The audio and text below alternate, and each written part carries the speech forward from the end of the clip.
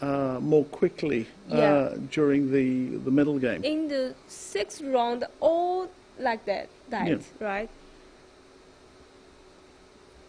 I think that's right, actually. As I remember, yeah.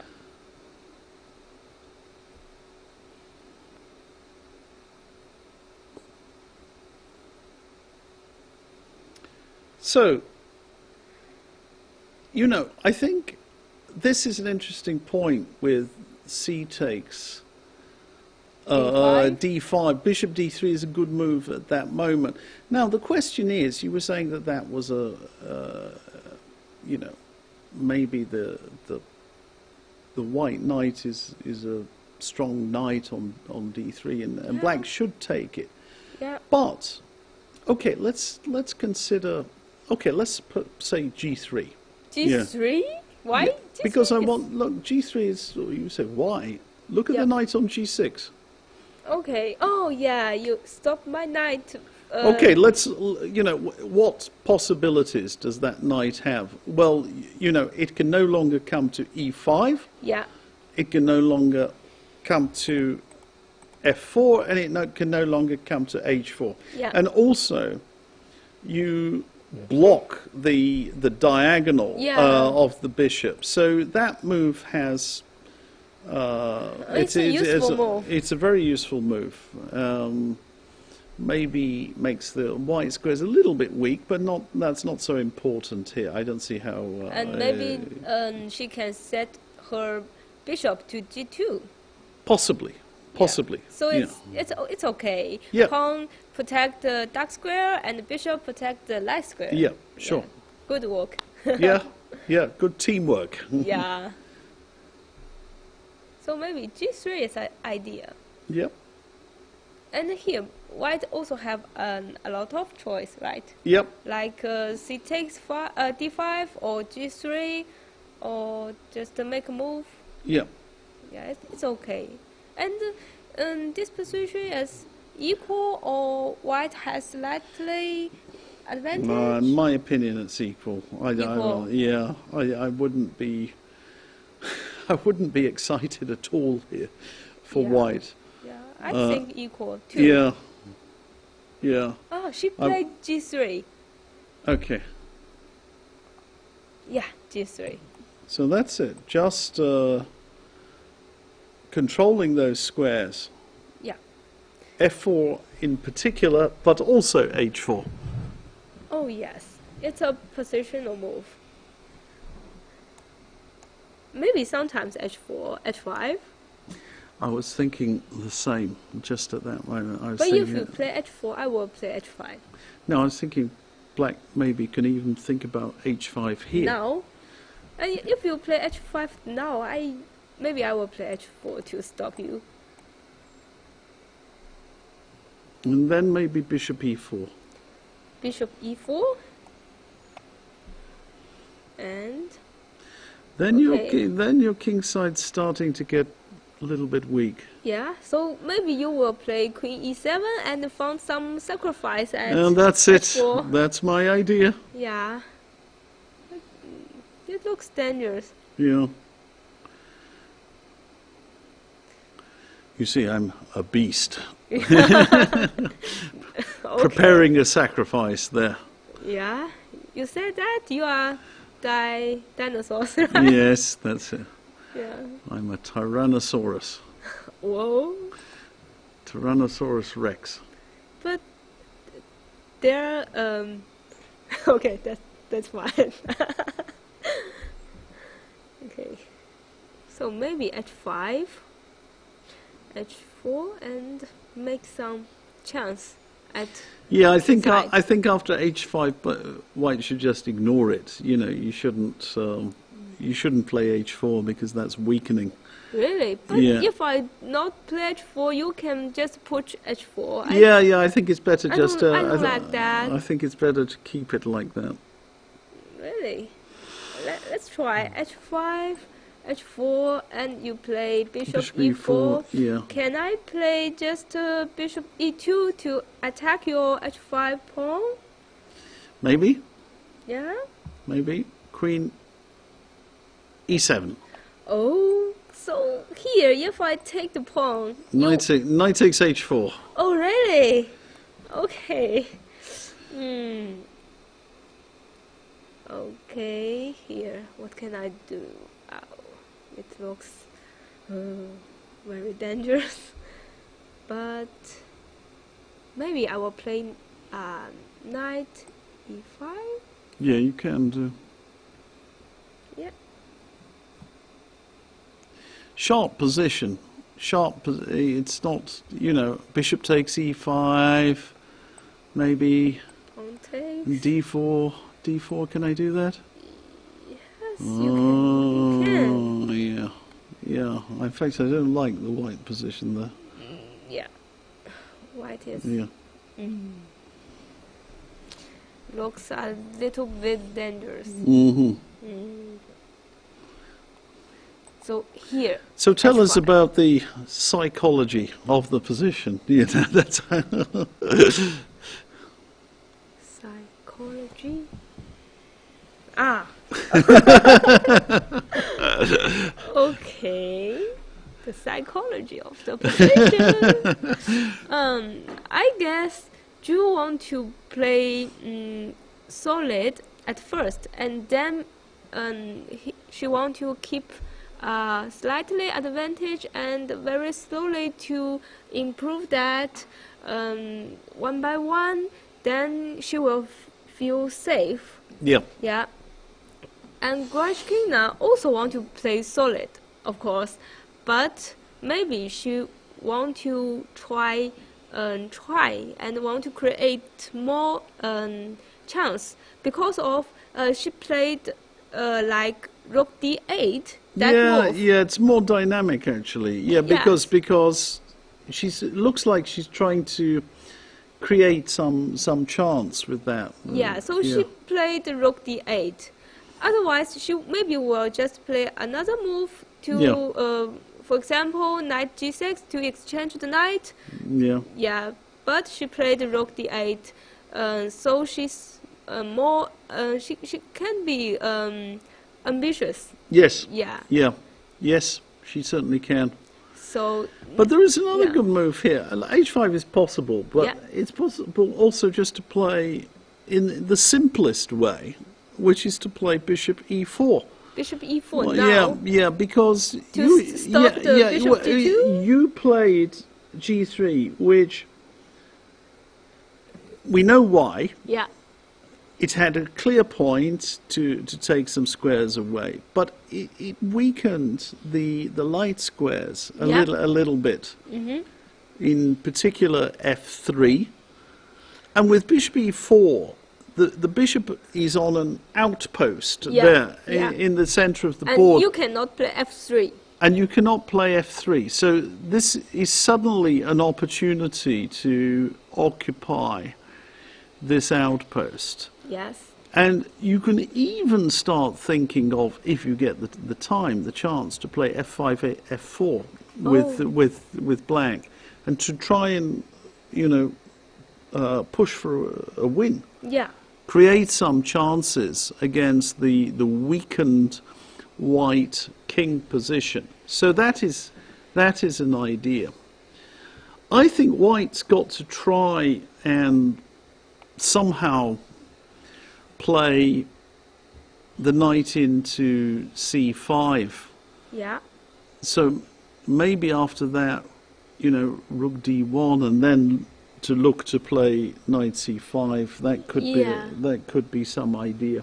And if I play, I will play h5. I prefer h5 because this h5 create a threat and then ask a question to your opponent. Yeah.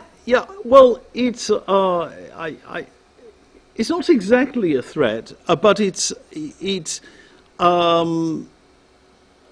it becomes a little bit concerning. She's played bishop e4. I actually think this is a more positional move. Really? Because the bishop just wants to be on that square. It's the best diagonal.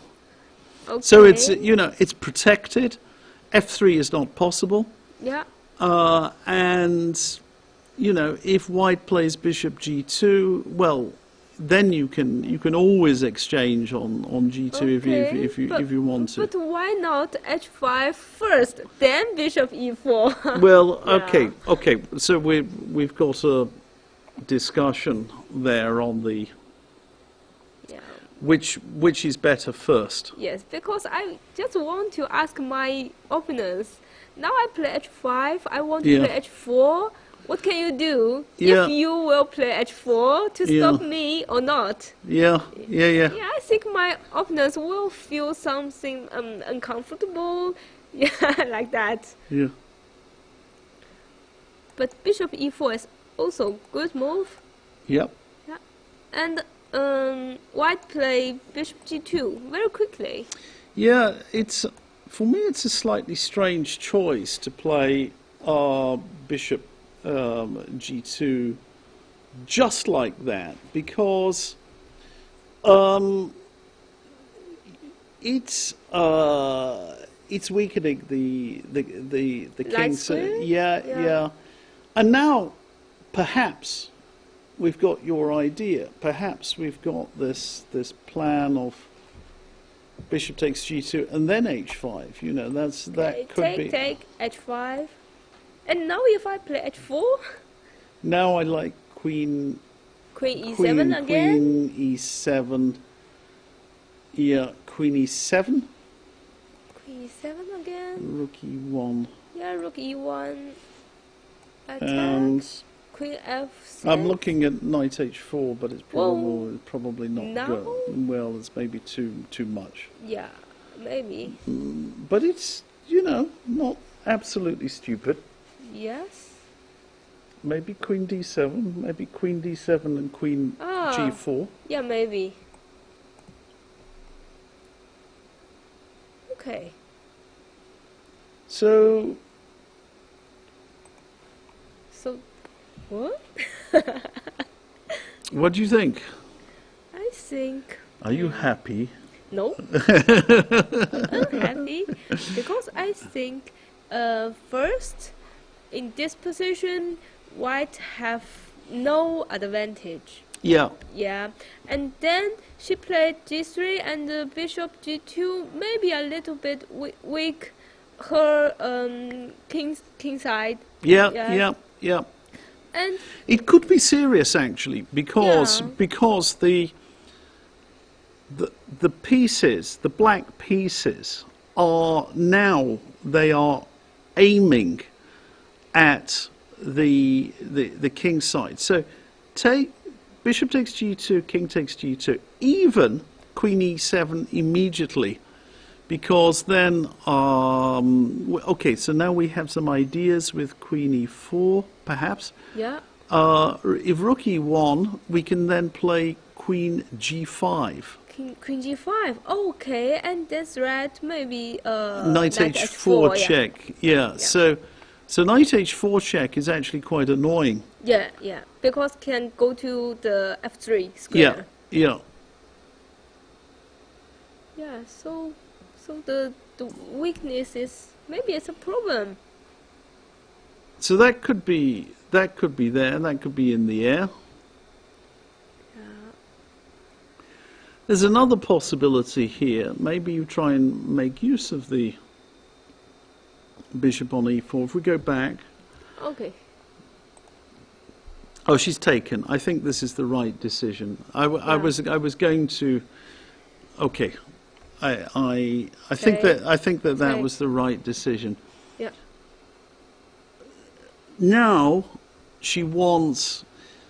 I mean, let's look at the pieces. So, I mean, a good principle always, you know, people say, how do I make a plan? You know, what, you know, amateur players, they often say that, you know, how do I make plans? Yes.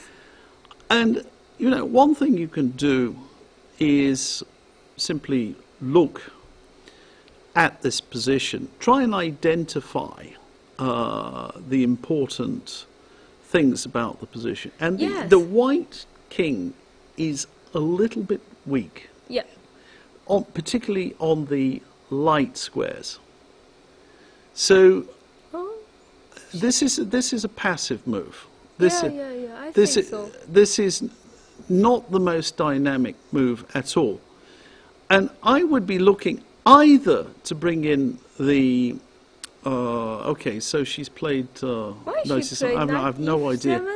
It makes sense. I would be looking either to bring the rook into the game, maybe on the e-file, or in particular the queen, which is now not particularly well placed, because the knight on d3 covers all the squares. Yeah.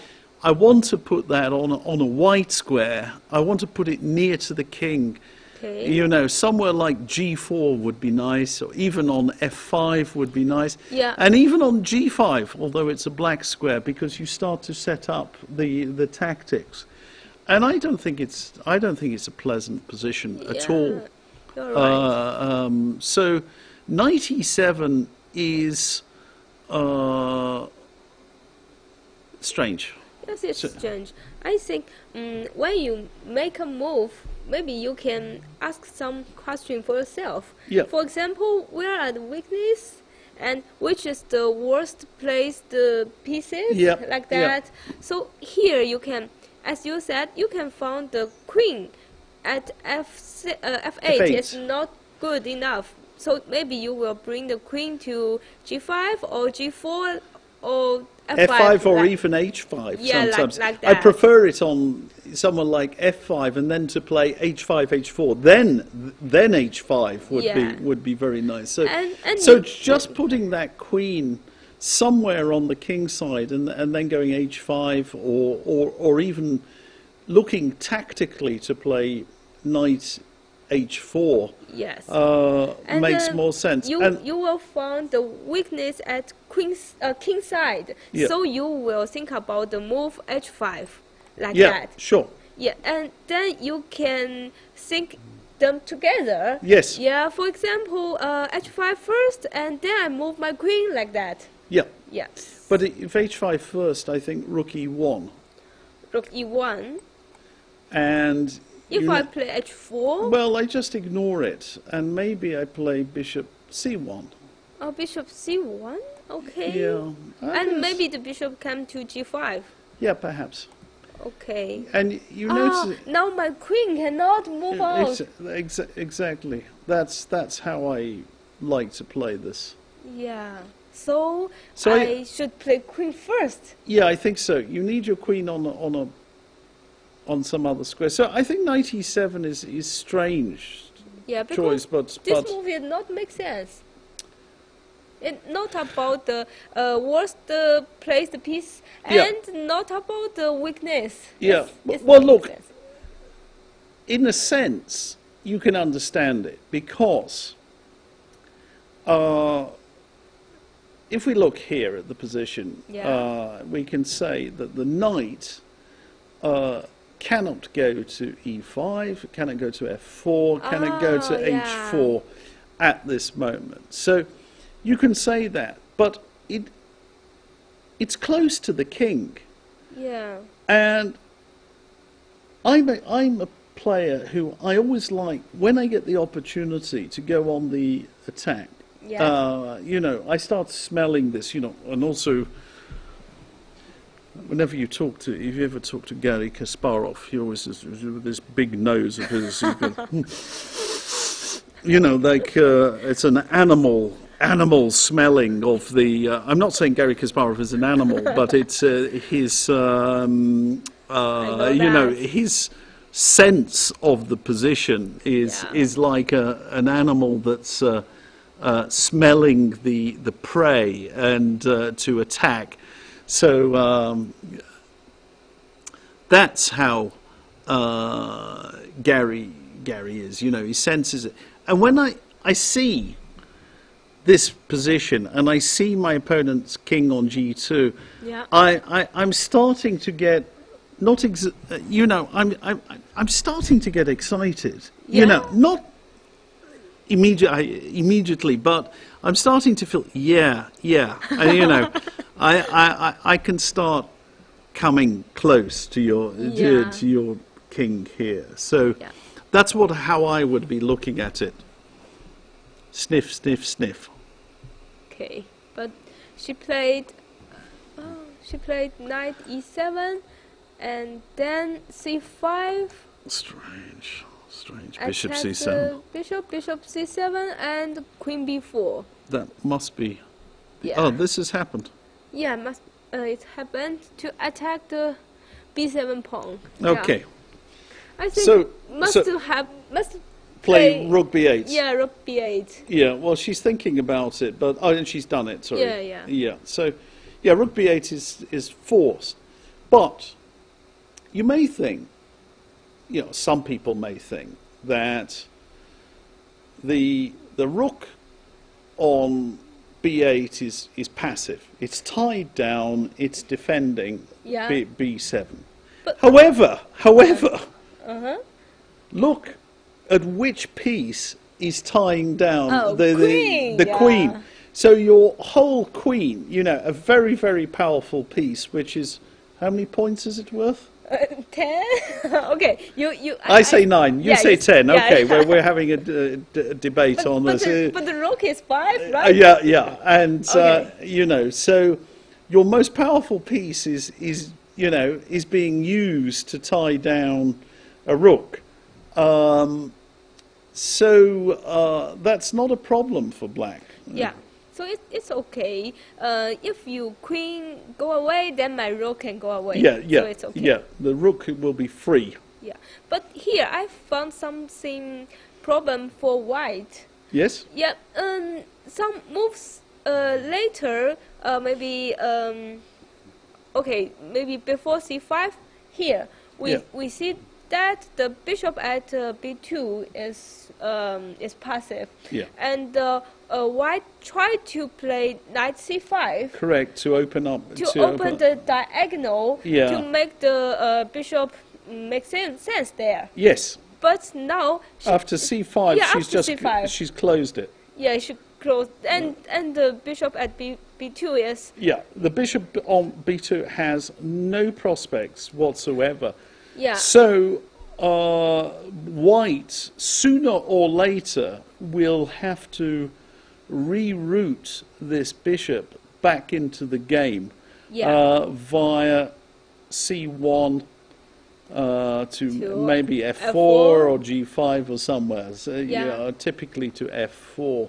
Yeah. So the black structure is more compact. I think it's solid, and black has the, we keep coming back to the same themes, that has a dark squared bishop and the pawns on light squares. Oh yeah. So and with white, the white's own pawns impede the scope, the possibilities for that bishop. The best white can do in this position is to exchange this bishop. Yeah. Should be looking to do that. But if you play bishop c1 now, I can just play knight g6. Yeah, which begs the question of why black played knight e7 in the first place. Well, the position has changed, so maybe it's not so stupid. I didn't like knight e7. I thought it was not ambitious enough, but you're right that knight g6 can be played. Yeah. And I think should be played. Yeah. And here, when white close the center, maybe the knight will come back to g6. Yeah, sure. Yeah.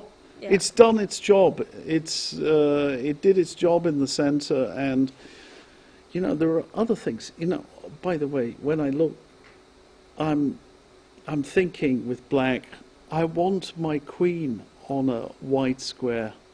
I want it on f5, I want it on e4, I want it somewhere on a white square. Yeah, so you will play queen c8? Maybe. Okay. Yeah. It's there. Okay, maybe I'm not going to get the chance, because probably you're going to play rook e1 or bishop c1. Yeah. Rook e1 is maybe more natural because if you play bishop c1 first, Yeah. you block the Rook. rook from coming to the e file. So Yeah. the most natural is rook e1, And then bishop c1. and then bishop c1 and bishop f4. So that's one way to So play. maybe I will play knight g6. And Yeah. then I will play queen c8, Yeah. queen f5, like Well, that. yeah, and then h5, and then I am with you. I support your idea of h5 Yeah. very much. Yes.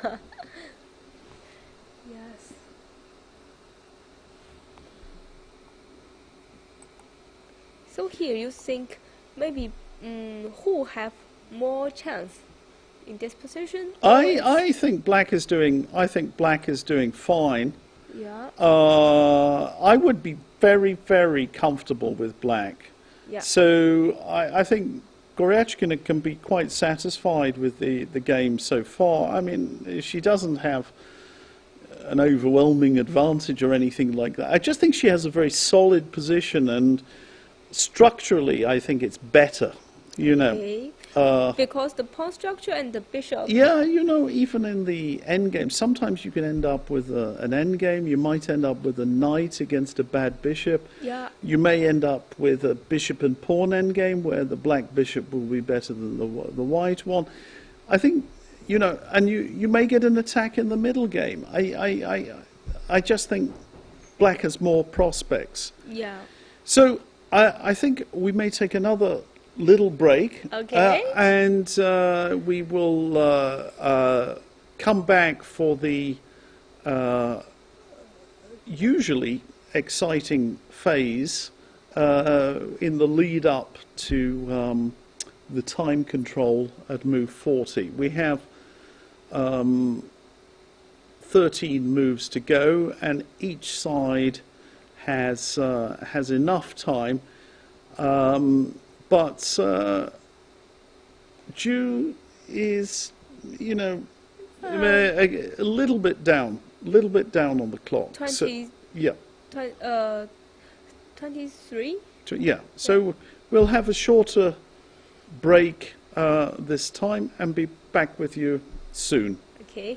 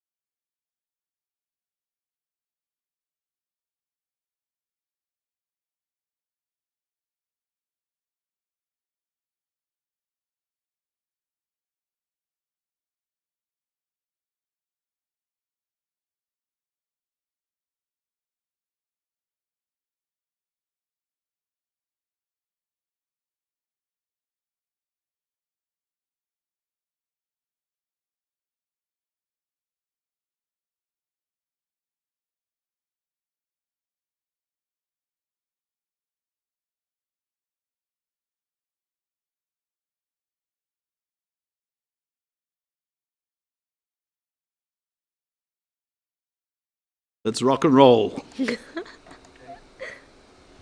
Oh, yes. Time to rock and roll. Okay, so it's starting to get more tense. Position is becoming a little bit sharper. So, okay, we've had a few more moves here. Yes. Please bring us up. So rook e1, the most natural move, as I said, was played, putting the rook on the open file. And here, black play queen d8 to attack the a5 pawn and maybe to make a threat move. Yes, yeah, and it's a useful move. It is definitely a useful move. So it's attacking a5. Bishop c3 is played, but bishop c3 is, you know, it's a waste of tempo. I mean, it's a purely defensive move. There is no active possibility with that. Yeah, and then the queen at b4, it looks strange. The square. Yeah, you say it looks strange. I say it looks stupid. Okay. You know, I mean, strange is being polite about this. Yeah, the queen. Yes, certainly looks very strange. It cannot come back, right? Yeah, because so queen d8 was actually a clever move because it's disturbed the coordination of the white pieces a little bit. Yeah. So in fact, maybe rook e1 was not the best move because of this tactical opportunity to play queen d8, and that's slightly annoying. So okay, we've got one more move at this point. And black now play knight d6. Yeah. So I think the queen d8, this move, it gain a tempo. Yeah. And then maybe. Well, it's perhaps half a tempo. Yes. Yeah. Maybe it's a full tempo with that because, again, in general, I like to put my queen on a light square. Yeah. I would prefer it on d7, if possible. But she hasn't decided just yet where this should go. Yeah, so I think the queen d8 have 2 points. One point is that to attack the a5 pawn and to maybe break your coordination. Yes, and the another one is that to gain a tempo, she will play the queen g5. Yes. And maybe sometimes if you play h4, I can have a sacrifice. Sometimes. Yeah. Actually, now just I was in the VIP room. Yeah. Talking to Oleg Romanishin again, and Oleg was suggesting, I think h4 in this position. I think he was looking for these sort of ideas to put this pawn forward. Yeah. But I think black can just play h5. You know, I don't. To stop the pawn. Yeah, and the question is really: is the inclusion of the moves h4 and h5, is the inclusion of these moves to white's advantage or to black's advantage? I think it's to black's advantage, you know. Here, if I can play bishop d2 to move my rook to bishop to g5. Yeah, but queen d7 now. Queen d7, I think. Queen d7, no, okay, and then queen g4 is coming. Yeah. And even knight takes h4 could be considered just... no, perhaps not. Yeah. I'm already considering moves like knight takes h4 as being quite dangerous, but maybe here is not enough because white can play like knight e5. Very strange move. Very strange move. So ugly. Queen a3. Okay. Queen a3 is very strange. Yeah. That because you know, look at the Queen. Look Yeah. at the Queen. You know, I'm from England, and we have a Queen in Yeah, England, yeah, yes, yeah. and we always call her Her Majesty, Her Majesty the Queen. When we look here, Her Majesty on A3 Yeah. is so far from her husband Yeah. over on G2. This is like a divorce. You know, the Queen on A3 and the King on G2. Okay. Yeah. And I think she just want to play Queen C1. If you play Queen G5 now, maybe she will play Queen C1. Yeah, but, okay, are you in time? Are you in time? That is the question. Maybe now, or maybe not, So- because Black can play Knight H4, right? Or even, I'm thinking, can you play Queen G4 there? Queen G4. Yeah. I just try it. Let's have a look. Let's have a Yeah. look. Queen G5, Queen C1. Yeah, for sure, she's got to hurry back. Yeah. Now the question is, Queen G4 looks very tempting to me. Queen G4. So, what happens there? Can you go Queen G4 or not? Maybe Knight H4 first to have a check. And Yeah, but then you're going to get the exchange of queens after that. Okay. Maybe I will sacrifice my knight. How are you going to sacrifice your knight? Maybe, for example, I play Knight H4. What can you play? Yeah, King H1. King H1. Okay, and here maybe I will play Queen G4 now. Oi, oi, oi, oi. Oi, I'm getting nervous. Queen E3 maybe. Okay, Queen E3. So let me have a look at that. Queen Knight H4 check. Let me just see. King H1, Queen G4. Can I have to play? I think Queen E3 is forced. Queen E3. But now I've got two threats. I'm threatening to take your knight. Yeah. Oh, and then Queen E8. And a back rank mate. Yeah, yeah. So I'm probably just about in time. You have to play. Either you have to go back with Knight G6, or you have to play Queen F3 check, which is not. Those are the only two possibilities. Yeah, that Which was not good. and Queen F3 check doesn't look I great. I don't like that. No, so no. It's so close. It's so close to being lost. Yeah. So maybe at 31 moves, there's Queen G4 first. Okay. Yeah, it's better. And now I play Queen E3. And can I play H5? H5, yeah. It makes sense. So white is dangerous. Yeah. Yeah, it's oh gosh, this Queen G4, Queen E3, H5 The king, looks like. Yeah. The king is under fire. Oh yeah, certainly under fire.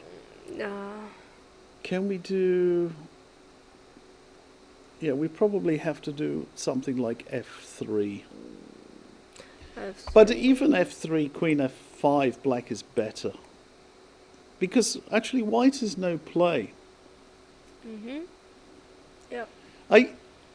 All I need now, in this type of position with black, is to get my rook into the game. If I can get my rook into the game, I think you will collapse. Yeah. You know, if I can get my rook to, I don't know, maybe I go to D8, to D7, to E7.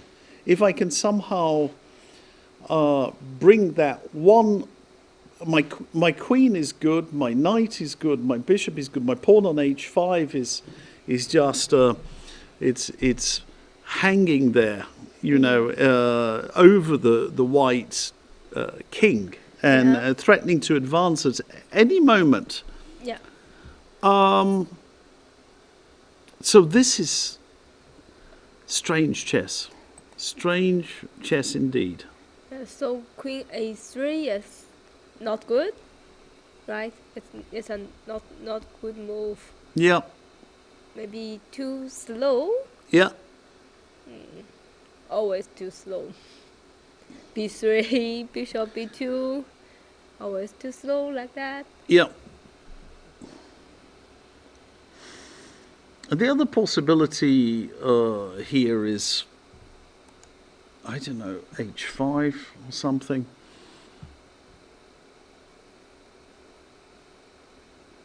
h5 right now. Yeah, why not? But h5, maybe h4, then you cannot play queen g5. No, but I can play queen d7. Oh yeah, queen d7 and queen g4.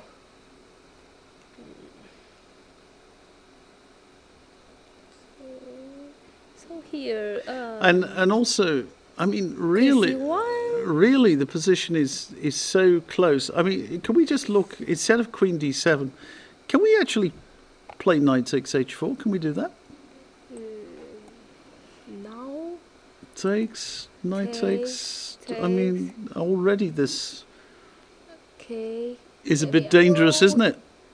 Knight e5, bishop takes. Oh, can I play f6? Okay, there are things happening in the game. She's played h5, by the way. Oh yeah. H5. I like that. I like h5. Okay. h5 is a nice move. Yeah. h5. So here. So let's continue. h5, h4. I don't like h4 at all. And knight h4. Can it be? I don't like you playing h4. I think queen d7 is good anyway. Queen d7. Okay. I think you have to keep, you just have to hold on and not panic when your opponent plays because this, I don't know. I think queen d7 is also good, but queen also d7, f3. Yeah. Oh, gosh. Queen d7, f3. Playing with fire. I just try to save my light square. Yeah. You know. Yeah. But it looks not good. I know that. Yeah. Well, I don't believe it. I think that is very, very risky.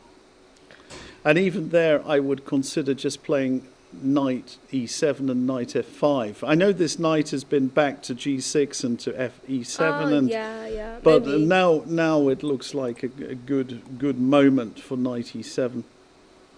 Okay, maybe it's a plan.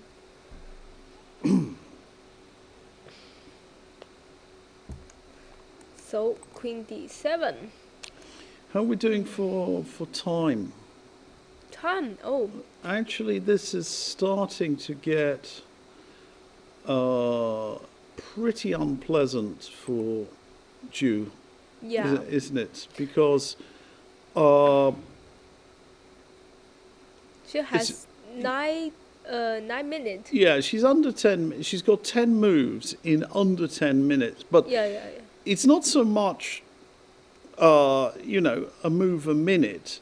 It's the fact that her position is now becoming critical. Yeah.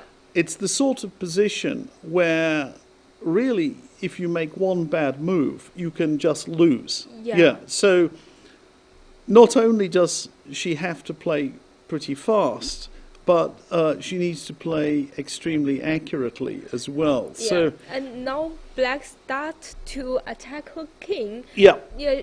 It's exactly the most unpleasant moment in terms of the time. Yeah, I think she maybe will feel some nervous, and under the time control like that. She moved her f pawn. Whoa! Whoa! Oh my God! Why? Whoa! Oh, Really? f4. So ugly. So ugly. Okay, and Queen d7, queen g4. Yeah, the light square is Queen d7, queen g4. Oh my God. too weak. Okay.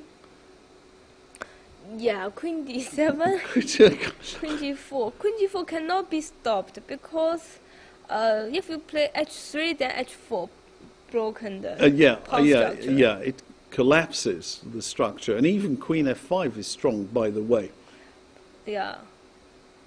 Oh, this is a hideous positional move.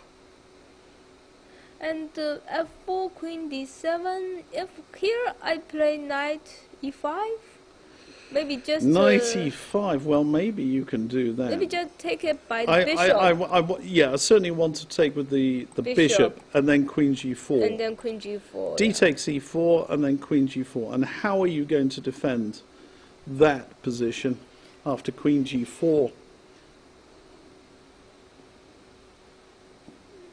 Yeah. You want to play knight f4? You know, knight h4? I move my king? But you will play h4. I'm playing h4. King f2 is maybe the right... No, king f2, queen h3 can even be considered. Yeah. And then knight takes f4. Oh, So, yeah. so it's even collapsing there. So, I mean, this is catastrophic position. Absolutely catastrophic. So This is h4. no, queen d7 is screaming out to be played, I think, you know, just... H4, f4 must be a mistake, right? Oh, it's horrible. I mean, I wouldn't even think of this move. Okay, so even the h4 is better than f4. Yeah. But here, if white do not play f4 or h4, what's the best move to play? Well, you know, you've got a couple of problems because you need to... What you want to do is you need to defend your A pawn. Yeah. And then get your queen over as fast as possible onto a white square. Yeah. So you would want to play, typically, you would want to play b4, but then I'm not sure you're in time because of queen d7. Okay, for example, okay, but here, let's have a look at this. Yeah. So let's suppose b4, queen d7. Queen d7. Now, let's say queen c1, Queen c1, and now okay. queen g4 is already very dangerous. Yeah. Because we're coming knight h4 check. So this is very, very dangerous. Yeah. So I think we need to be faster. Yes. And the only way to be faster, I said, so you want to defend your A pawn and you want your queen on the king side on a light square. Ah, So queen a2. Yeah, I got that. And then So I can go there to... If now queen d7, okay, Yeah. now you don't have a double attack on the A pawn. So the queen is now free to come over to defend. And also it stops rook e8, by the way, stops the rook coming in. Yeah. It's still, incidentally, a rather unpleasant position, but it's not lost. Yeah, so it makes sense. But I think f4 looks actually it looks like a shockingly bad move to me. Okay.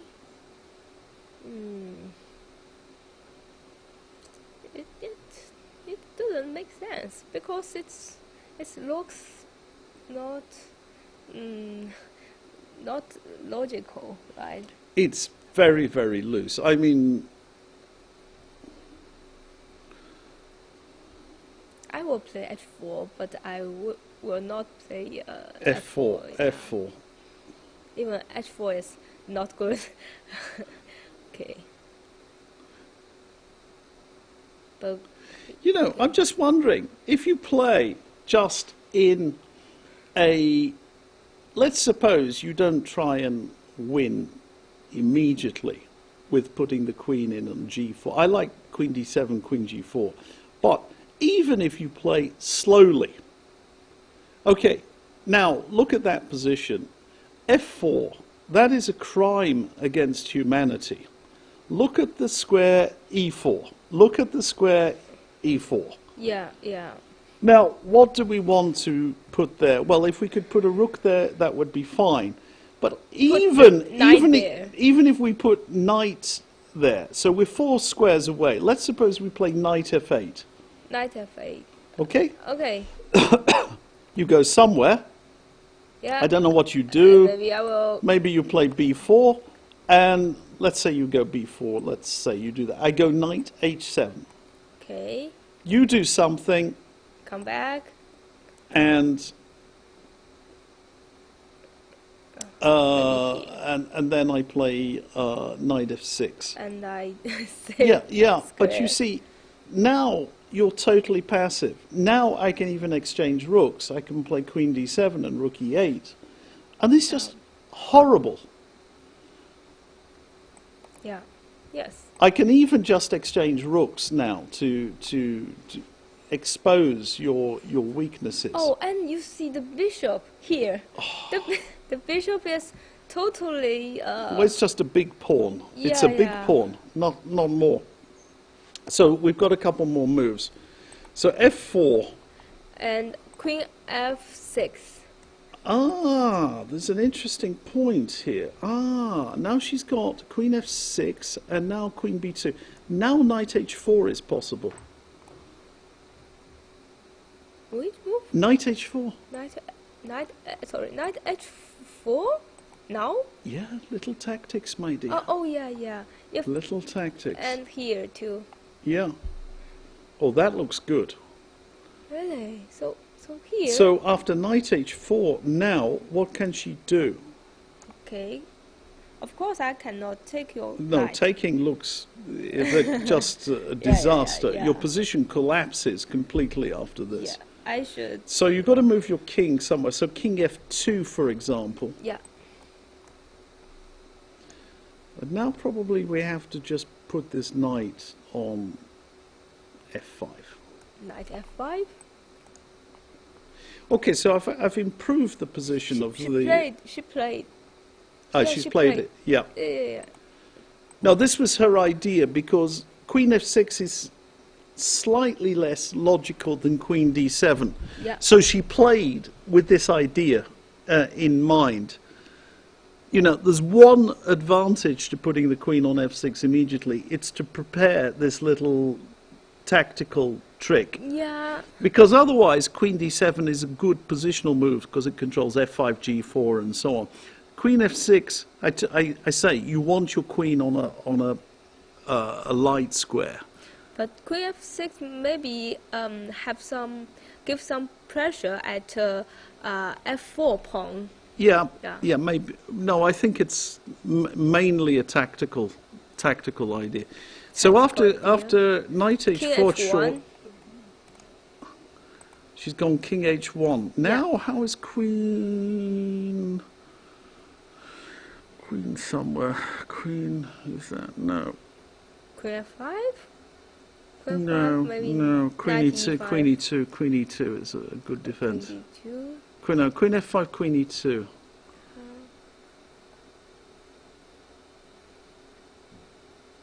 I would just play knight f5 here. Knight f5. Okay. It still looks as if white might be able to defend. So maybe, but it looks horrible. Knight f5.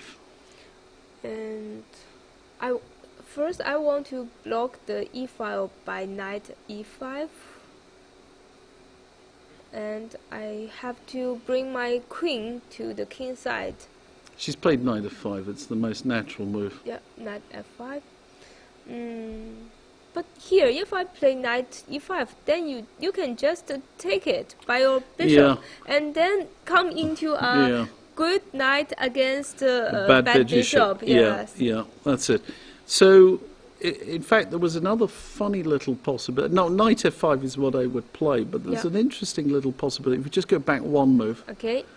Knight f3 is also interesting. Oh, knight f3? Because if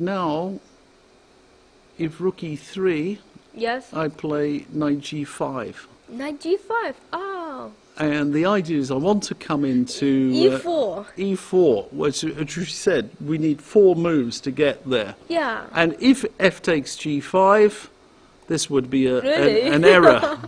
Yeah. This would be an error because of checkmate. Yes. So now the knight come to e4.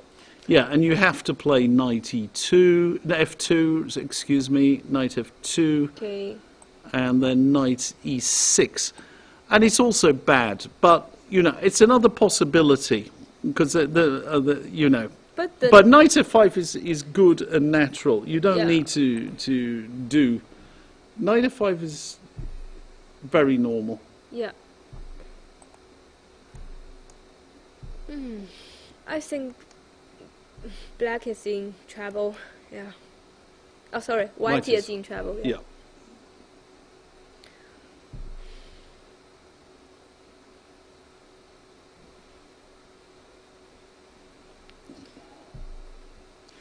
The problem is, though, you know, although the knight sits well on f5, we can't get the rook into the game. Yeah. And not only can we not get the rook into the game immediately, our queen, we've taken away some possibilities for our queen. Yeah. So perhaps this was too clever, you know, this idea with queen f6 and knight h4. You know, it looks tactical. Right? Yeah, it looks tactical. You know, but have you really gained that much? And it's not obvious to me that you have gained so much by playing this. Yeah. So queen d7 is better than queen f6. I preferred queen d7. Yeah. So too much tactical. Yeah, well, it's a little bit too creative, I think. Sometimes you can just play very simple moves, and it's better to do that. Yeah. g6 looks normal here. Here. So maybe you have to after queen e2, g6 looks completely normal. Yeah, but she played queen g6. Okay, that's also sensible. Yeah. Maybe she want to play like f6 and king f8 to... Oh no, he cannot play rook e8 as exchange. So... Well, it's certainly a nice position for black. What I would like is just maybe something like king h7, rook d8, rook d7, b4. rook... Yeah, okay, b4 has happened. Yeah. b4 is normal because white need to protect the a5 pawn, then the bishop can go somewhere, have some freedom. So b4. And maybe also, although black has a very pleasant position, I think she's kind of messed it up a little bit. I'll tell you why. Because from a practical point of view, what you want to do is to create some threats just before the time control. You know, just when your opponent is very short of time, to create some really nasty little tactical possibilities. So she played queen f6 to... Yeah, but you see, she gave a one check on h4, and obviously g takes h4 couldn't be played. Yeah. Now she's just moved her knight around. She has a nice game, but it looks to me that she will be able to make the time control. There are, you know, only 5 moves to go, and I suspect she'll be able to reach the time control. Rook d8. I think maybe... She wants king h7 and rook d7. Yeah, that's her plan. And then rook e7 to come into the... Yeah.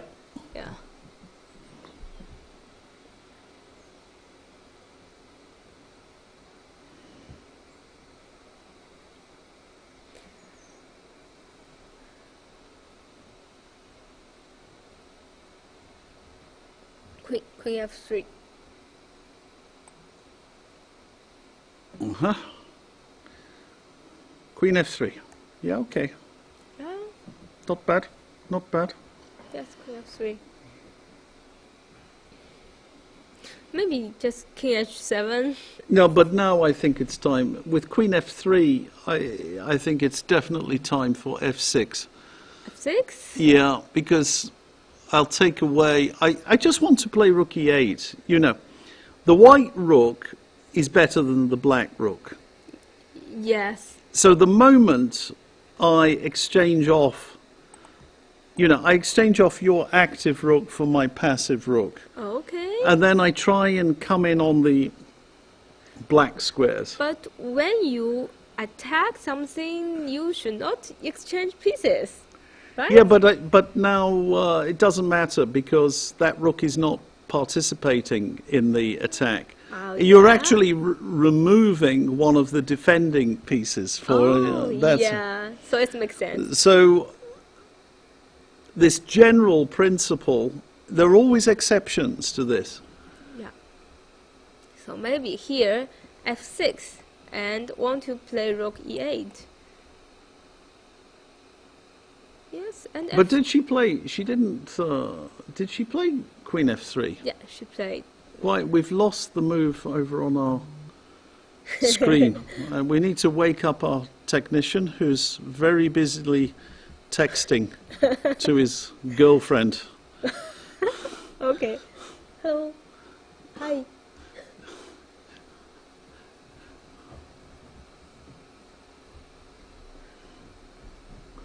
He's now running round.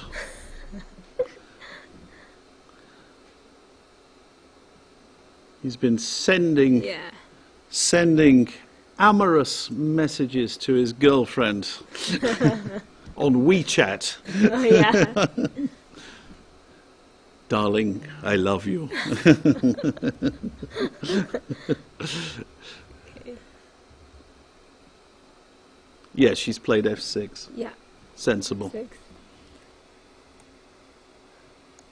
And how about Queen E2 come back? Well, yeah, you can. And then I'll move my king. Okay, H7? Yeah. Okay. Yeah. Yeah, yes. Yeah. So I think she's not done it in the best way because although, let's say, objectively, she has maintained a very pleasant position, nice advantage. This is a slower way of playing, a much slower way of playing with black. She hasn't created the threats immediately. Yeah. So she sort of kept her long-term positional advantage. She's put a knight from g6 to f5, which is, you know, good, whatever. But actually, Ju looks, to my mind, she looks more relaxed now than she was a few moves ago. Yeah, yeah, yes. Because she will be able to reach her, she will be able to reach the time control and she will get some more time to think. Yes. King h7, surely. It's just a natural move. Yeah. But you know, sometimes when you want to create the threat, you will do more calculation and will have more tactical move, so that Queen f6 makes sense. Mm.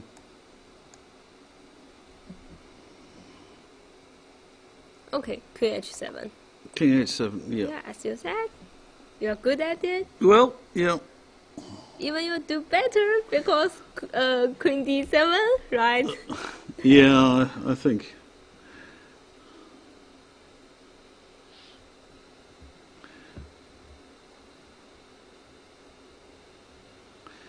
It's an interesting question, actually.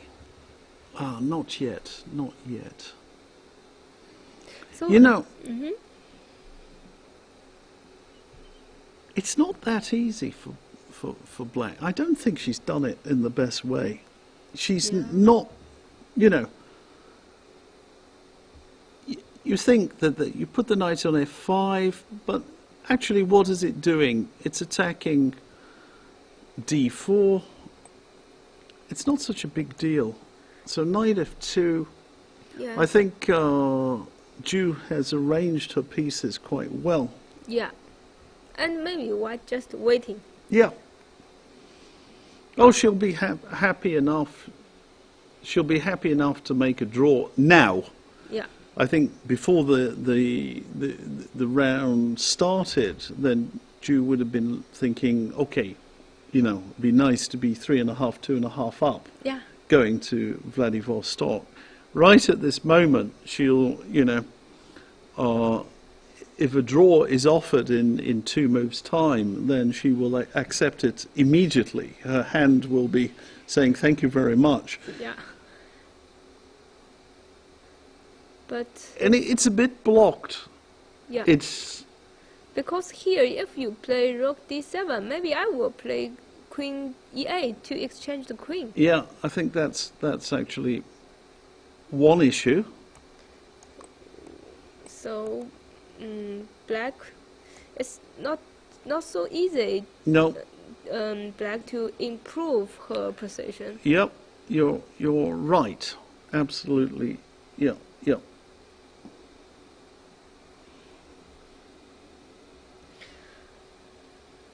So maybe she will move her pieces, and maybe later black can push the g5. Yep. Maybe sometimes. Okay, let's try and understand the position that you know, let's say theoretically that the black bishop on c7 Yeah. is better than the white bishop on c3. Yeah. However, what possibilities does the black bishop have at this moment? None. Yeah. You know, again, we've got the, you know, the Great Wall of China, this H2, G3, F4. Yeah. Maybe not the most solid wall, but at least that makes it difficult. You've done it in yellow. It should be in red. It has to be in red, you see, because it's a Chinese wall. Okay. Okay? And then you can have the bishop in another color. But anyway, that's the Chinese wall against the bishop. So, although theoretically it's a better bishop, in practice you can't really make use of it, at least not at the moment. Yes. So should black play h4? the knight on f5 looks imposing. It's but it doesn't have any point of entry. Yeah. The black rook on d8 is worse than its counterpart on e1. Yeah. And the queen on g6 is, it looks threatening somehow, but again, not easy to enter the position. Yeah. Black somehow has to open up the position. So how is black going to open up the position? So h4? H4 is one idea, but normally G5? this will be, H4 will be met by G4. Yeah. And in fact, well met by G4. So perhaps you try and arrange G5, but it's not easy to arrange.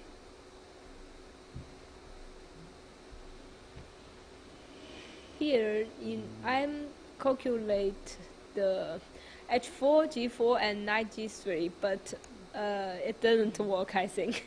No, Yeah. no, I don't think it does work. Yeah. I can take and play knight h3. Yeah.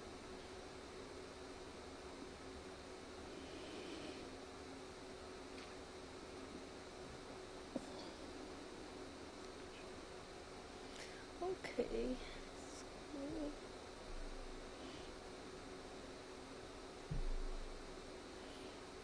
So I think she's missed her opportunity.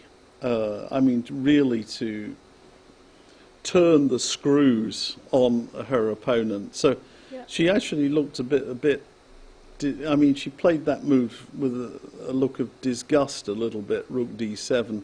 Yeah. I think, of course, she understands that she's got a better position, but Okay, rook d7 and Queen queen d3. d3.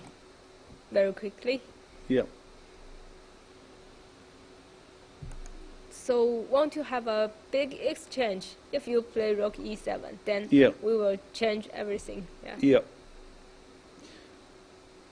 And I think the point is that white is solid enough, you know, Yeah, yeah. just about okay. So she has repaired the damage. Mm-hmm.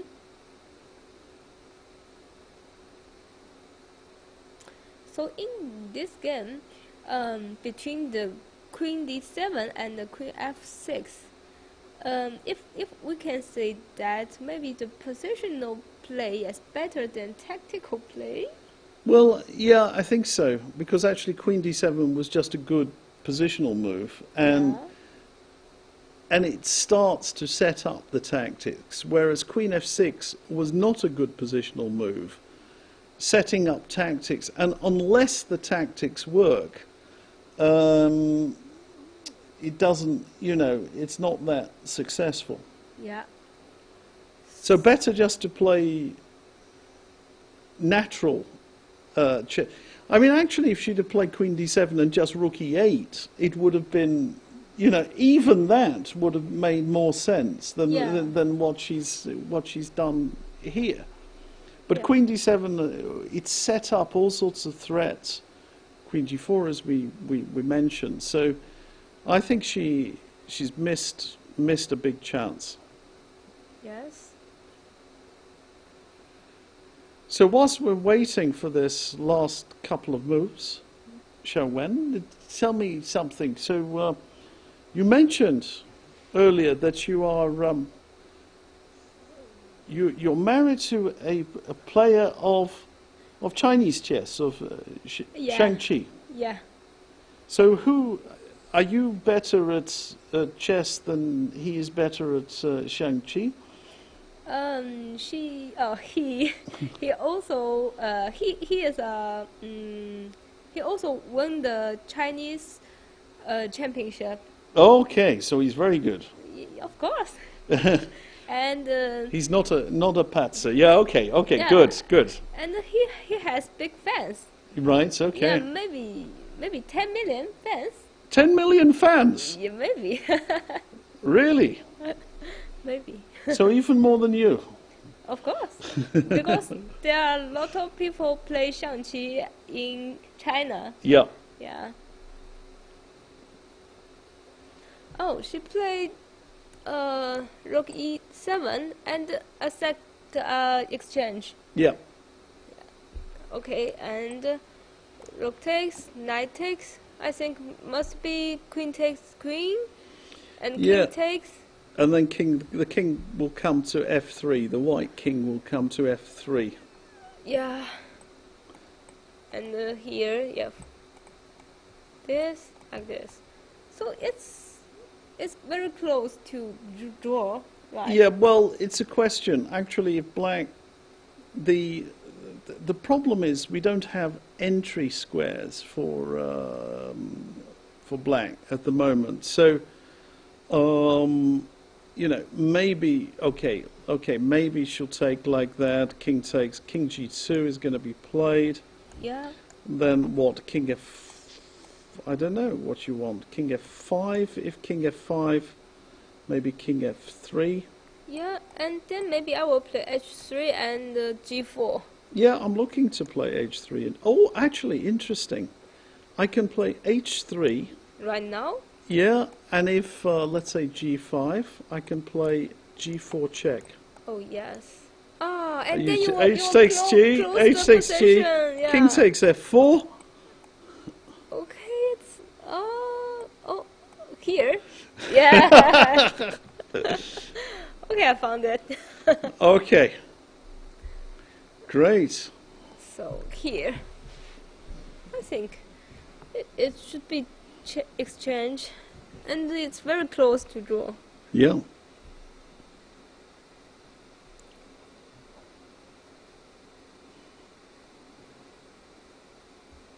So finally, that bishop, which has been like a pawn Yeah. for all the game, we found one variation where the bishop suddenly makes one little move and checkmate. Yeah. You know, end of the game. Yes. So it is better for black still. So let's not underestimate this. But perhaps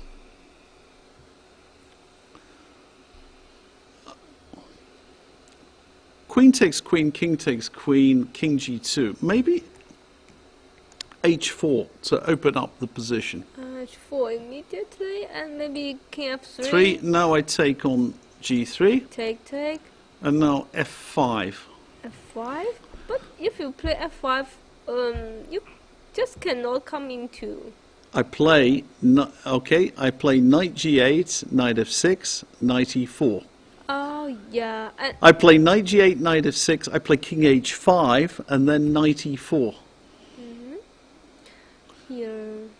And this may be very dangerous. Okay. So maybe you can show the path of the knight coming in. The king goes to h5. And if we could get it to g4, definitely we'll play it, and also and g5 to try and open up the position. So some chances, still some chances, not completely easy. Okay, how about knight d3 King h5 and knight e5? Ooh, I'm going to. Can I take that? Okay, I will take And then you'll play e6. You're in time to play e6. e6. So d takes e5? Yeah. Yeah. Yeah, because I can't get my knight to e6. If I could get my knight to e6, I would be laughing. But I cannot. Yeah. That's the problem.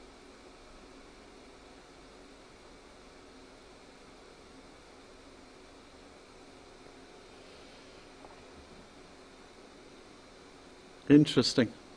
Yeah. Knight d3.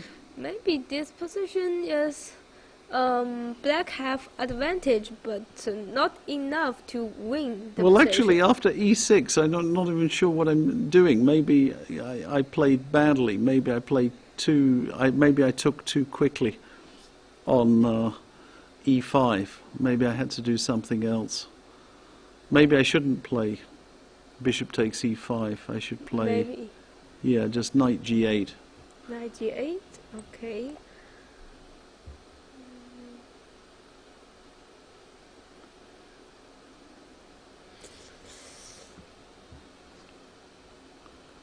Okay, how about knight d7? Indeed.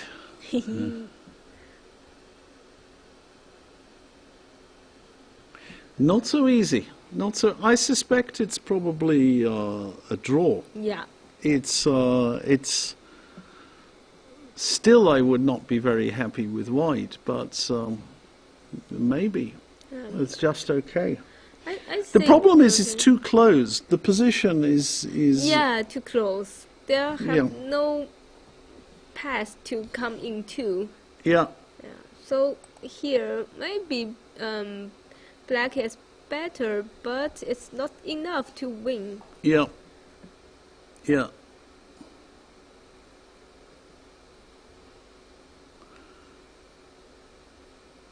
Oh, she's having a thing, but Okay. she's taken. Yeah.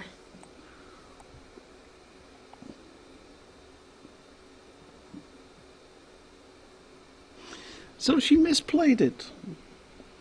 Goryachkina misplayed it. Yeah.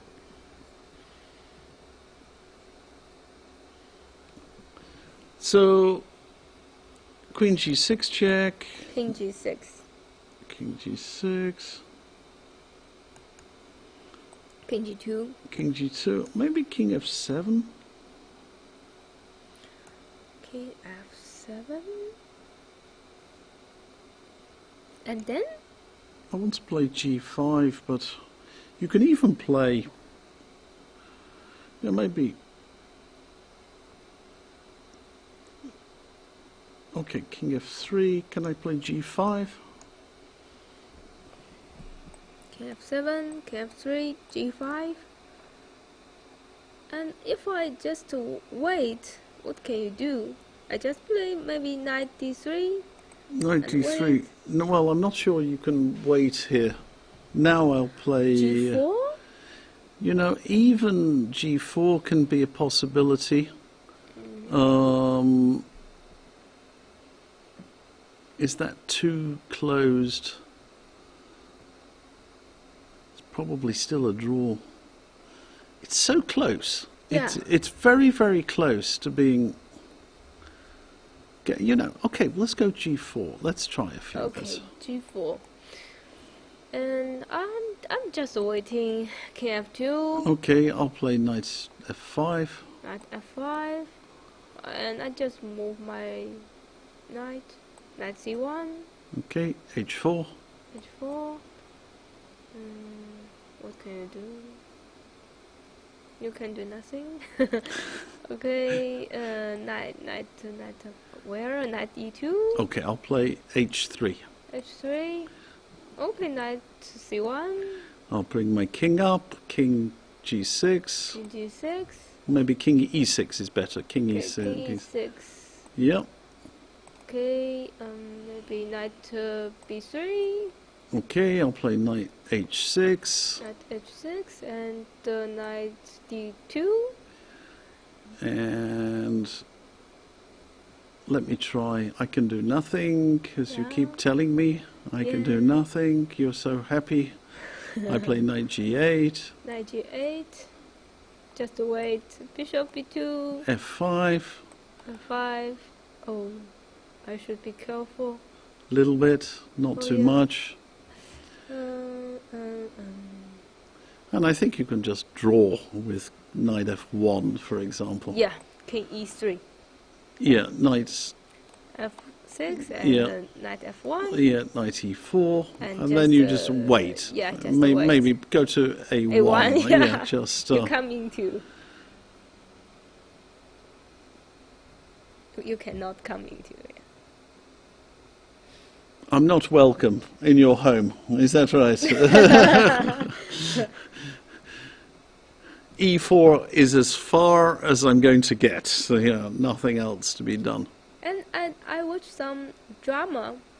In some drama that vampire, you know that? Yes. If you not say that welcome, maybe the vampire cannot go to your home. Ah, okay.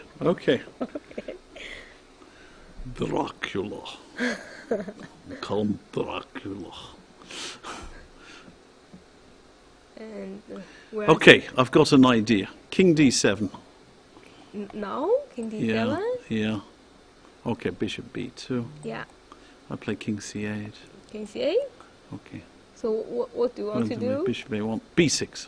B6? No? Yeah. Oh yeah. I just take it by Okay, A4. I play Bishop takes.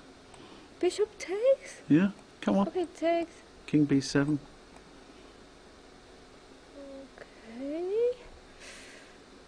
Really? Not really, but King D3? it's only analysis, so I can do what I want. King takes b6. And King C2? You're defending very solidly. Okay, that wasn't a very good idea. Yeah, I admit, it was not a very good idea. Okay. I think you could have played bishop c3 and Yeah. bishop e1, which might have been safer. Yeah. Okay. So come back here. Yeah, okay. King g2. And that might be because I like my breaks. I think that might be another good moment, because we're very lazy, to have a little break. The feeling is, in the studio, Yeah.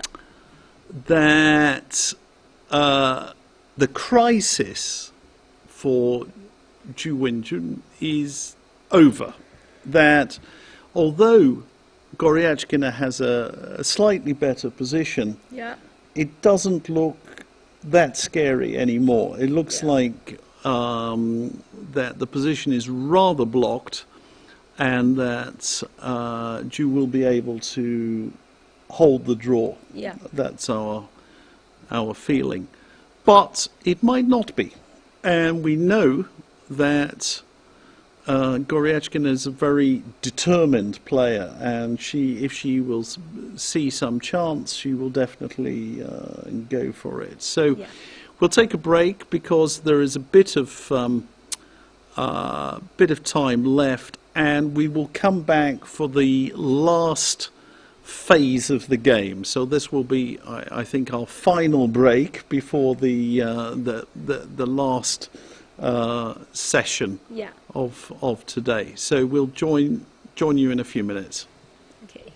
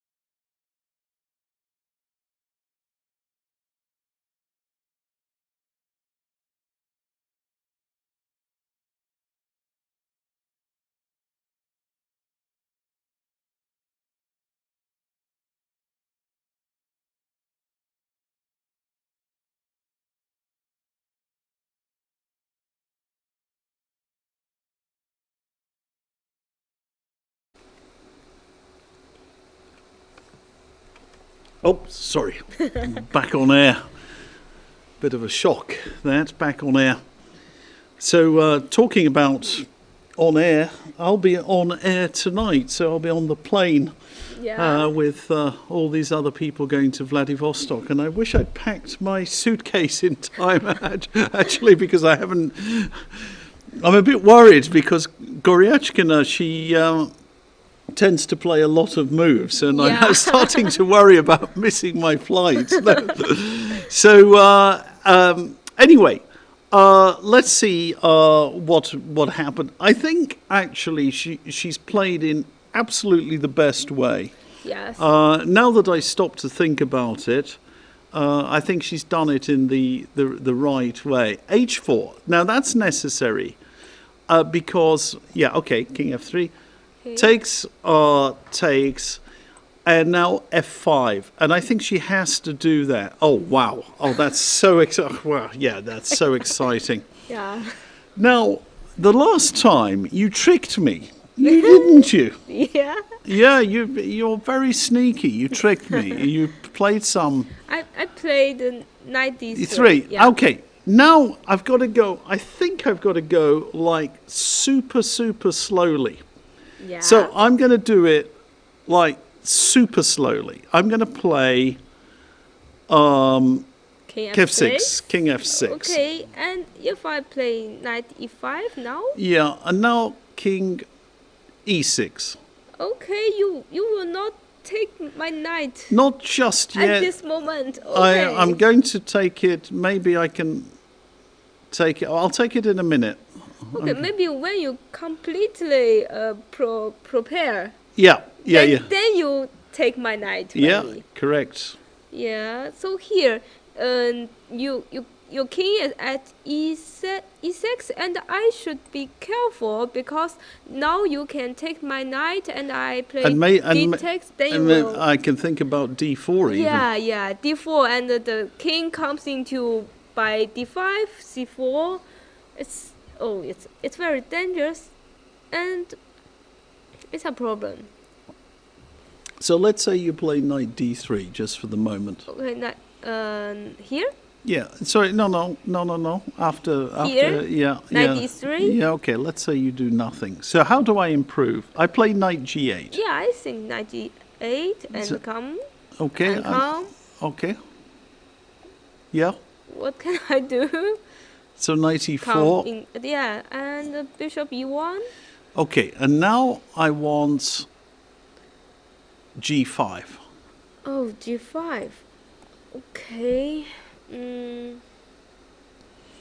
Yeah, I just take you. Oi!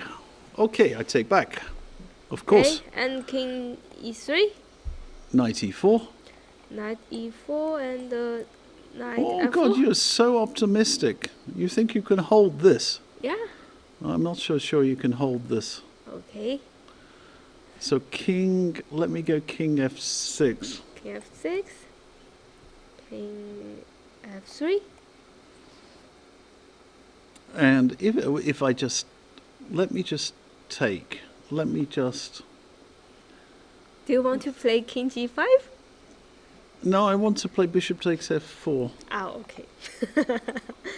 And then I just take you by the pawn. Okay, king g6. King g6 and you play king g2. Yeah. Okay, so king h5, king h3. Yeah. And you're telling me I cannot improve my position. Is that what you're telling me? Yes.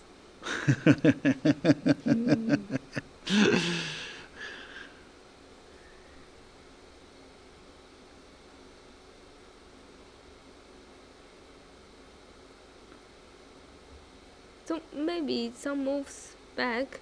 Yeah. G5. Yeah. Here, and take. Maybe I shouldn't. Yeah, maybe I shouldn't be in a hurry to play g5. Maybe I can go a bit slower. Maybe I can play... Let's say I go king f6 now. King f6. And king e5. knight e5, you think? Knight e5. And if I play, let's say, can I take that? Maybe you can take and king. Yeah, and king e3. Oh, this looks so bad. Okay, so g5 and king d4. Yeah, but now I should be able to win, surely. Really? Yeah. G takes f4. G takes. Yeah, because I can't maneuver the knight. That's the problem. So king f7. And what can I do? King e3. King g6. And maybe you go back. D4. Yeah. You just go back. And I will play e6. You'll play e6. Fighting for a win. Yeah. Gosh. Okay. Gosh. And okay. played So knight. Yeah. knight d1. Yeah. So where? Here. Knight d1. I don't think that's great. She just wait, right? Yeah, but I think knight g8 is going to be played and knight f6. I think. And maybe just wait. And knight f6 and knight. Oh, maybe move my bishop. Just wait. So knight. Knight d1, knight g8, and knight f2. Knight f2. I play knight f6. And maybe bishop e1. Bishop e1. I play king h5. Let's say. And I just move my bishop. Bishop d2. Bishop d2. I want my bishop on d8. Okay, bishop d8. Oh, let's say I'll do it. Should I do it now or knight e4? Now knight e4. Knight e4. Okay, I take the knight. I wouldn't take the knight. You're asking for. I don't think you can take the knight. Okay, I cannot. Yeah, I cannot. Because if I take the knight, I may be able to take even with either pawn, but I want to take with the d pawn, I think. D pawn, yes. And then my king must leave, and the g4 square, yes, without protect. And maybe, for example, king g2, king g4, and I think... I'm just wondering, actually, can you do that? Knight takes e4, let's say d... I think if d takes e4 check can be not the best, because maybe king e2, let's say king g4, can I play d5? Oh, yeah. D5. Takes b5. Okay. I'm trying. No. A takes b, c6, I'm getting very excited. a6, and then you've got bishop b6. No, it's too much. I'm getting very excited. Okay. Sorry, it's a long day. Yeah. I'm thinking of my vodka in Vladivostok, you know? But yeah, I'm getting a bit crazy. Maybe just f takes F e4. takes e4 is better. And then king g4. Yeah, king g4, and then g5 is coming. Yeah, that's right. That should be winning. So I cannot just wait. No, I think, well, you can't just sort of take on e4, I think. Okay, I can wait, but I cannot take the e4, right? Yeah. So here, if the knight come to e4, I just move my bishop e1. g5. G5. And I just move my knight d3.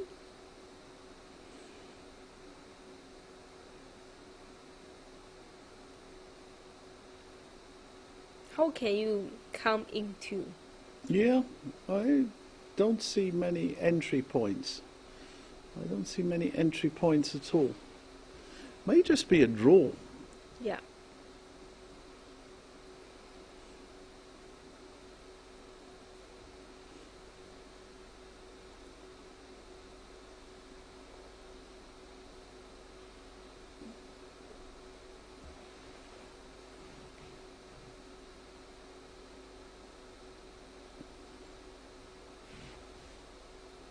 It's really strange. I mean, I'm looking at things, but I don't No, see it. You cannot.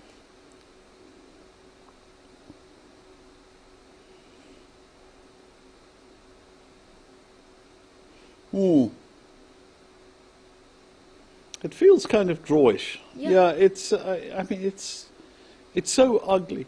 I think normally, in this type of position, normally you just lose. But here, because the position is so blocked, Yeah.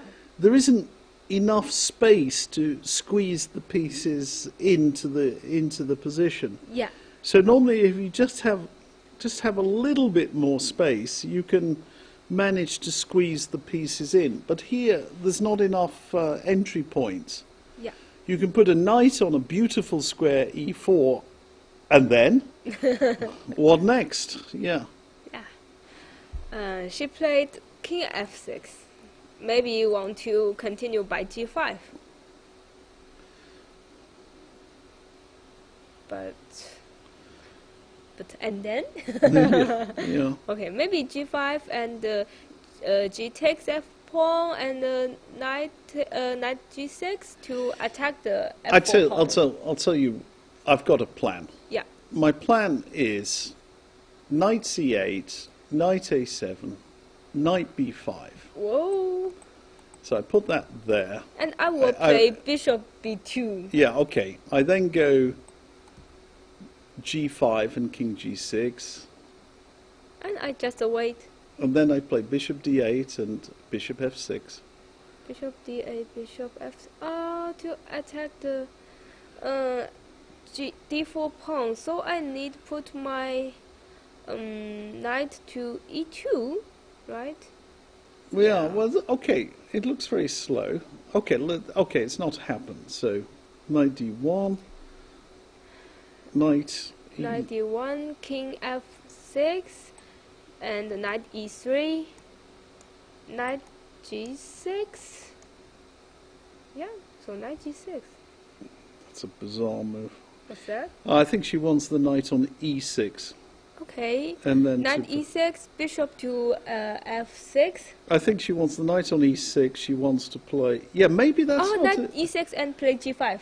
Yeah, that's maybe this is not a bad idea. She's quite cunning actually. So maybe knight g6 is a very interesting move. In that, do we get a chance to put the knight on e6, maneuver our knight bishop to f6, and then put the yeah. So first we tie white down to the e pawn, and then we play king g5, which is and then we try and get in with the king on h5. That might be an interesting way to play.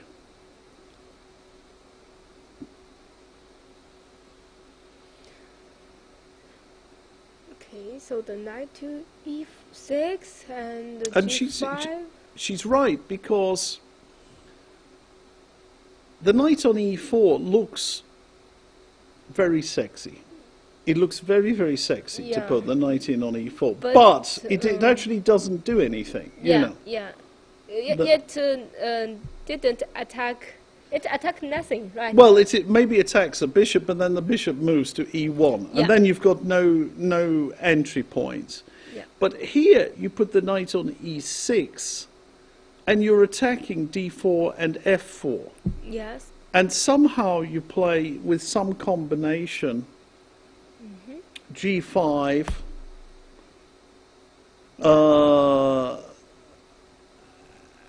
and perhaps put your bishop on f6. That's the way to do it. That looks actually like the most dangerous way we have seen so far. That might be unpleasant.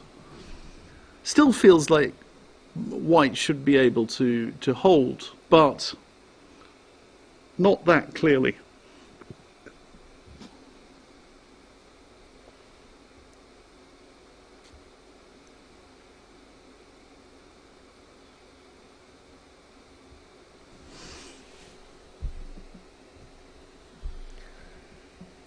So if Oh, white... gosh, this is getting dangerous for me. I'm kind of going to miss my flight, actually.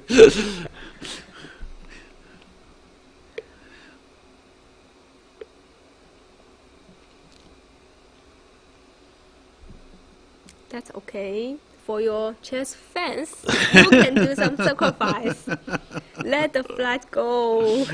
Let's see the position. Yeah.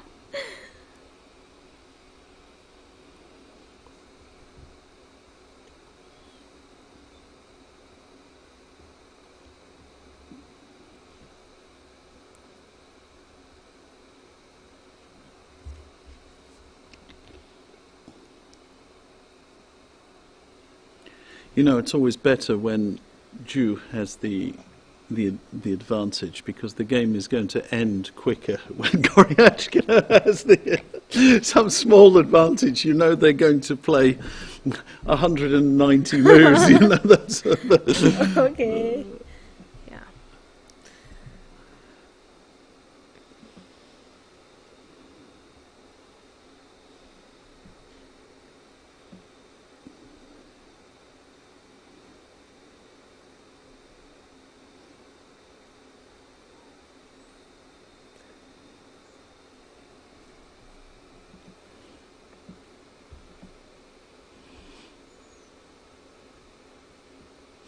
No, I'm worried.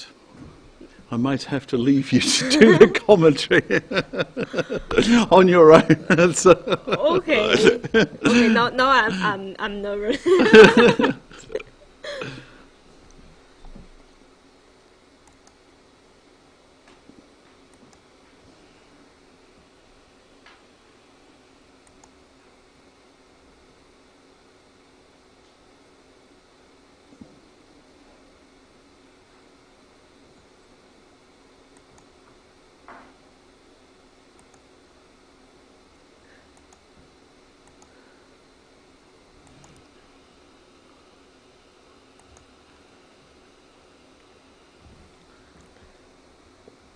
I just wondering if white still wait.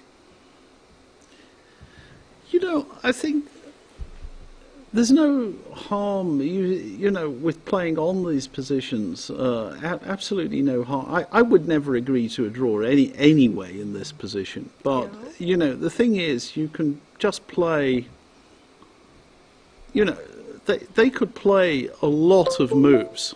Yes. You know, can you imagine, when was the last pawn move? The last pawn move was f5. Now let's suppose she plays, you know, she'll play 49 moves or something, and then she'll play g7 to g6. Okay. And then she'll go around again and play another 49 moves, you know, and then she'll play g6 to g5, just at the, you know. And then keep the position like that, and then another 49, and G takes F4. And then you can have the game going on forever. You know, that's... And you know, their flight, what time is their flight? Well, I think we're on the same flight, actually. Yeah, the same flight? Yeah. So but, you will both miss them. Yeah. Yeah. I think we might have to go slightly later. The problem is, I learned something today. I couldn't believe it. I said, why are we going so early to the airport? And they say, they close the highway. Is that correct? Yeah, yes. I mean, how can you close a highway? For what? I mean, if there's an accident, you close it. You don't, you know, and they close it to clean it. Is that right? Maybe clean it, maybe do some protect work. Oh, so there's okay. So there's some repairs or something like that. Yeah, something like that. Yeah, interesting. So you shouldn't be driving around at midnight. That's you got to finish your stuff. I mean, otherwise you have to take the side roads and which are not closed. Yeah. So Bishop E1 and knight F8. Okay, knight go to E6.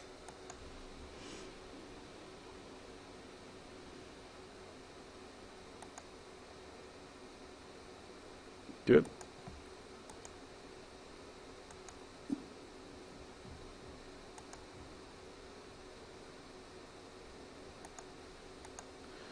So bishop e1, knight, knight f8. Yeah, okay.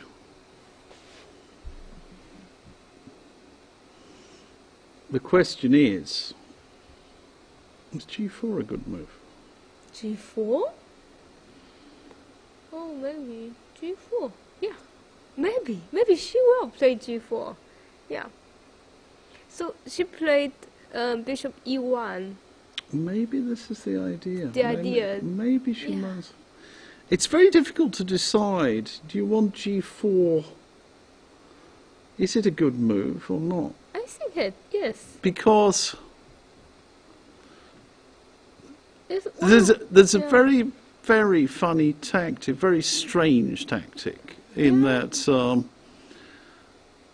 Because when you play G4, then you bet Bishop come out, right? Yeah, I think you're just in time with this. I think she's done it with the intention to play G4. Maybe she doesn't want to defend for a long time, so yeah, it's an interesting decision because the thing is, after f takes G4 and knight takes.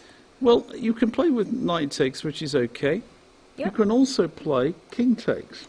I just want knight take for check, and then my bishop can go outside. No, she's playing passive. Okay. Yeah. Let's see the G4. Okay. Yeah. So knight takes is possible, and then I don't have a good square for that king, do I? I don't have a very obvious square for that king. Okay, and then I want to Maybe play bishop edge. Yeah, I think she's just trying to keep it tight at the back. Yeah, so she want to wait. Yep. And maybe she thought that it's safe. It's safe way. Yeah, safer than the other safer one. Way, You know, because you can play G4 and you can get.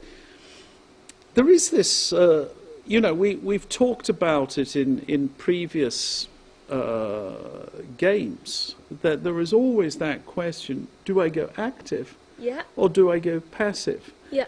And when you've got an almost impenetrable fortress, why do you want to go active? You know, and the general advice, as I said, the general advice, but you listen to people and they say, "Ah, yes, you must go active. You must, you know, always activate." But it's not true.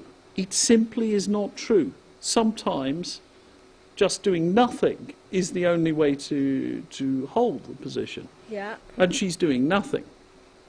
So she played after knight f8, knight d1, knight d1, knight e6, and bishop f2. But now g5, and g takes f4. g5, and maybe I will just take you. Okay, you will take me, and my king should go. Oh. Yeah, no, you're in trouble. Yeah. No, knight e4, and then I start coming in now. Okay. And sometimes even f4 can be winning. Yeah, f4 and the king f5, king e4. Yeah. So that can be very, very dangerous. So when you play g5, I cannot take the pawn, right? I should wait. Bishop e3, still wait. Okay, so bishop e3. Now I take on f4. Okay. I must take by pawn. Yeah. And I can't do anything there, so if I play king g6... King g6... I just wait. How do you wait? Knight c3 or something? Yeah, or knight...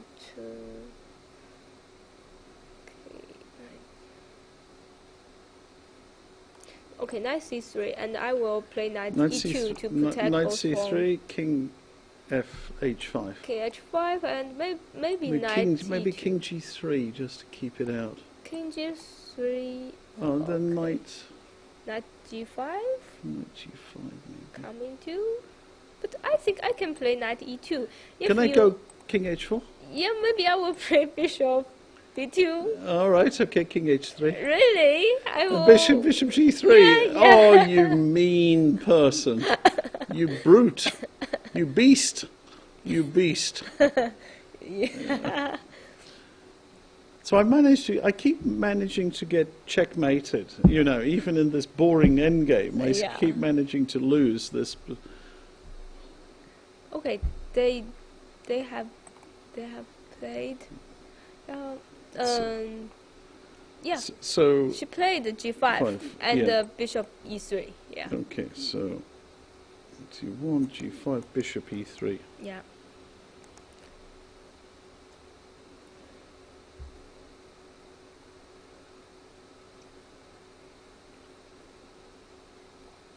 I think you cannot come into, right? Doesn't look like it, does it?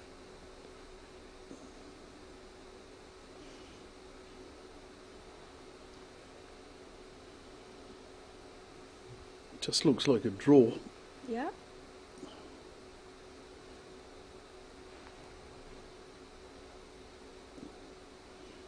It's too blocked. There's an idea. If I maybe play like g4 and try to sacrifice one pieces to exchange the two. But how? How? That's the. Yeah. You can play g4, but then after I put the knight on e2. Yeah. Okay. Yeah. Then nothing to do. Yeah, I cannot exchange the two pawn. Yeah. I put the knight on e2, and that's it, basically. Yeah. I can even put my king round to b3. Then I can do anything I want. Yeah. Okay. So it's. It's a draw. Yeah, it's a draw.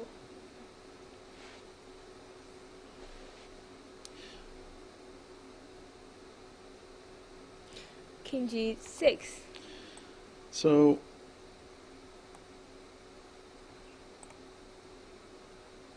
I think. Yeah. Yeah. Okay. And yeah, knight c3 and put the knight to e2. Protect all the pawns. Yeah, king g6. Yeah. I think this is the way to do it. Yeah. Oh, g4 check is like, I think, a dead draw. Yeah. Maybe king h5. Can I play g takes f4, g takes f4, bishop takes f4? Bishop takes it. Okay, bishop takes and knight d4. Knight d4. Okay, the king should go. Knight d4. The king should go where? No, I'm getting too excitable. Just king f2, for example. King f2, yeah. I wanted knight c2, but knight you can knight just do a2 you can defense the pawn. Yeah, I know it's too much. It's ridiculous. Yeah. Getting too excited. Yeah. So maybe it's not enough. Here. She's played bishop g6, but it's not going to help. Bishop g. So d8. D8. So excuse me. She wants to play bishop f6. Bishop f6. And knight e2, defense all of them. Yeah.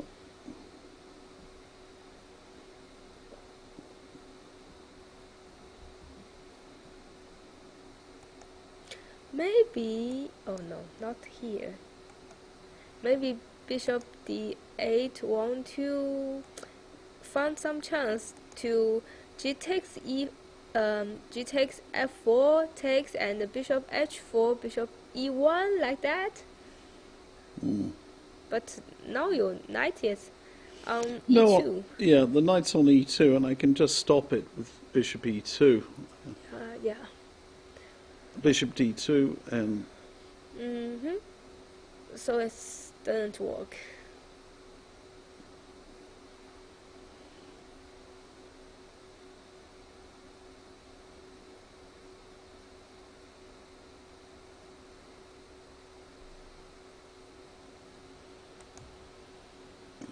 d8, d1, 96, f2, g5, b3. Yeah, king g6, knight Knight c3, c3, bishop yeah. d8, Bishop d8, knight e2. knight e2, Yeah. nothing. It's nothing. Yeah.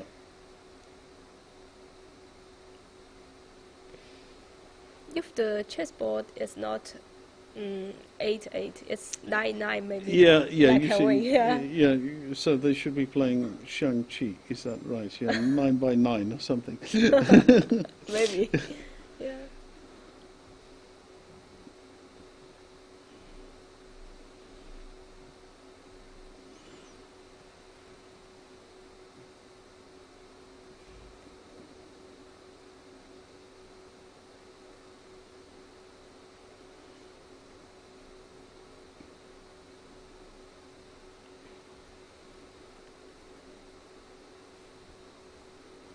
Yeah. No plans. Yeah. And tonight all of you will go to the Russia. Yeah, well, not absolutely everybody, because there was only one direct flight to. Yeah. There's a direct flight from Shanghai to Vladivostok, and it doesn't even go every day.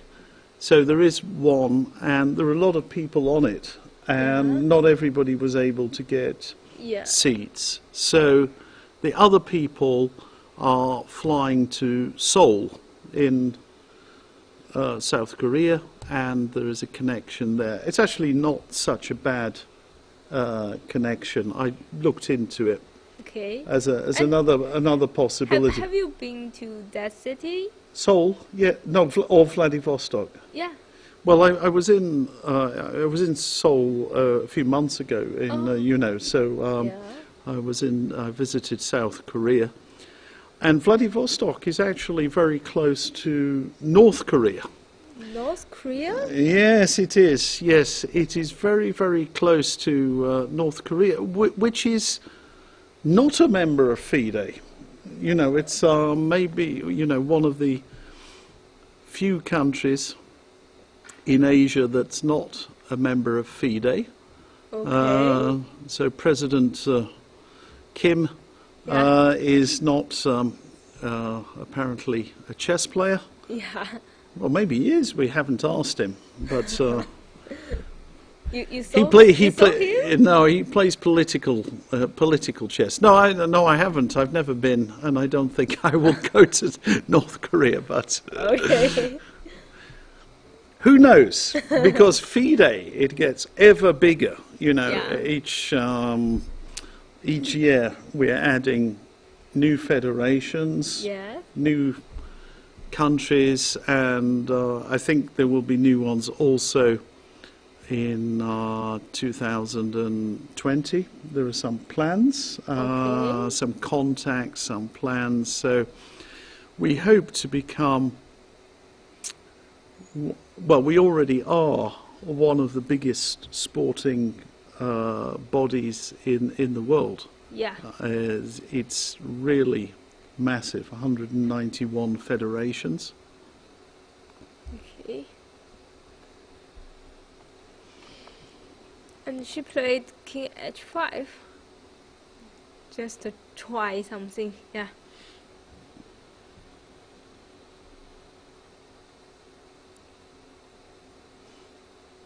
Are there some trips if White played some blunder? I'm sure there are tricks, but maybe not too much.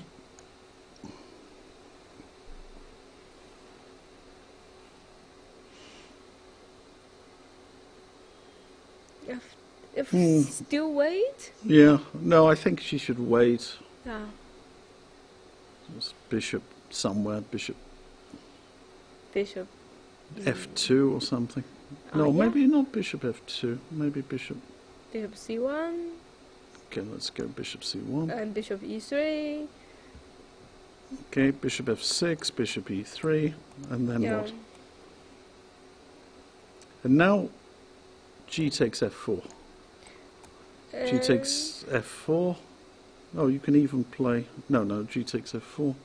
I can play knight takes. Can you play knight takes? No, you can't play knight takes f4. Knight takes f4. Really? Yeah. Knight takes, and pawn takes? And then king h4. It's a loose game? Yep. Really? Yep. I know that.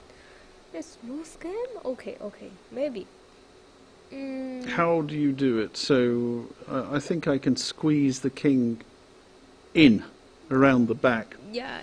Because my king comes to h3 there. So let's say you play bishop g1, king h3, bishop e3, and now I play bishop h4.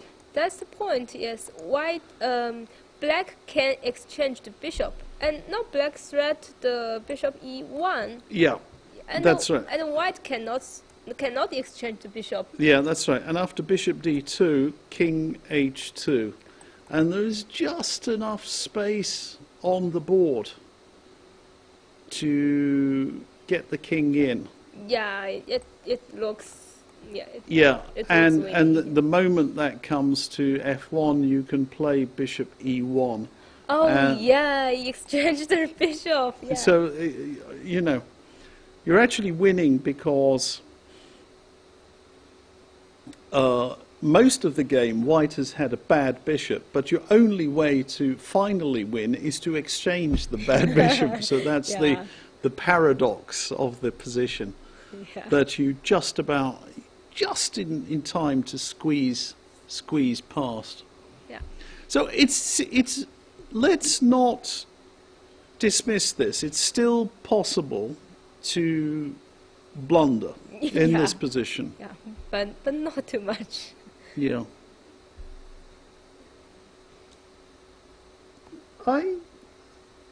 And in here, I just take it by pawn, so it's safe, right?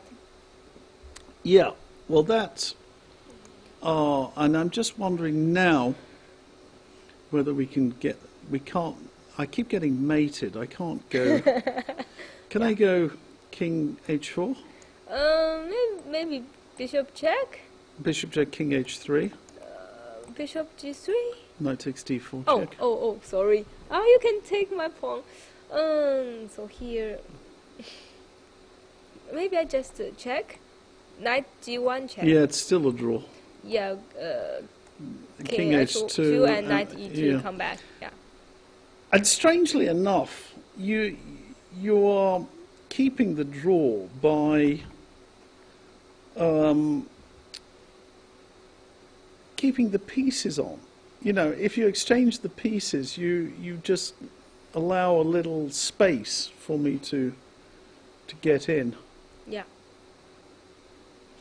And here we see Zhu played bishop f2. Bishop f2, yeah, here. Maybe it's the same. And bishop f6, bishop e3, just like that.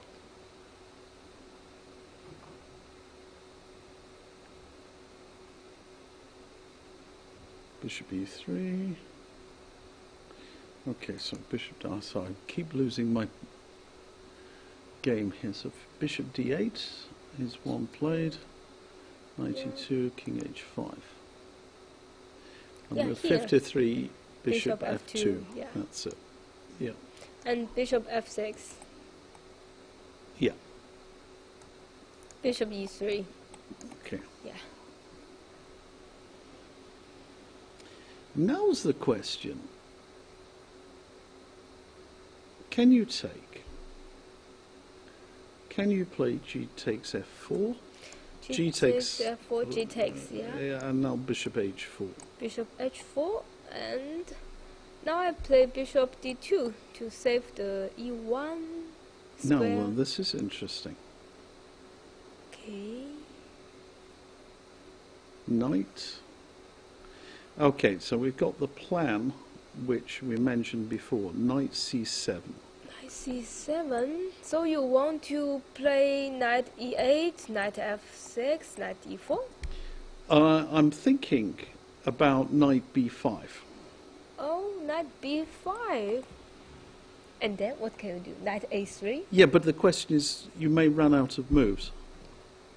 Zugzwang? Yeah, Zugzwang. Yeah, that may be the problem. Really? For example, I play bishop c3. Okay. If you play knight b5, I will play bishop b2. Bishop d2, and now... No, bishop b2. b2. No, but then bishop e1. Oh, yeah. So you have to play bishop d2. Yeah, bishop d2. And now I can win, apparently. Really? With bishop f6. Bishop f6? Okay, the pawn... Oh, the poor pawn. No, actually, the best move is king g6. We just wait. Really? King g6? Wait? Yeah, okay, so how do you play? Wait for what? I wait too. I How? play king e3. Okay, bishop f6. Bishop f6. And knight. Oh, okay, I cannot move my knight. Bishop e1. And then king h5. King h5. Okay. Oh, king Now g4 is and now coming. you've collapsed. Yeah. It's actually, it's very cunning, isn't it? Some little chances to squeeze, you know, and now you can't stop me. The moment I get in king g4, it's all over. Yeah. But it's not so easy to No. find out, right? Well, the point is that black has so few ideas that you can even try them one at a time. Yeah.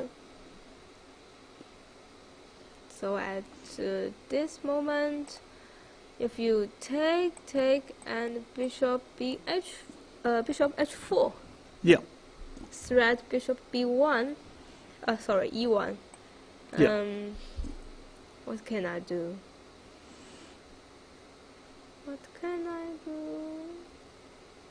Bishop d2. Yeah. Have to be. Yeah. And then the knight goes round. Yeah, it's not like this. But but knight b5 to attack the d4 pawn. Yeah, I think the point is that the bishop on h4 is keeping you tied down for the moment. Yeah. You've always got to watch out for bishop e1. Yeah. So I maneuver the knight round to b5, which actually limits your possibilities. Yes, and then my knight on b5. Okay, and see, bishop. she's taken. Yeah. No, it's interesting. Yeah, she played this. She played this move. Take and bishop h4. Yeah. And she's done it. Yeah.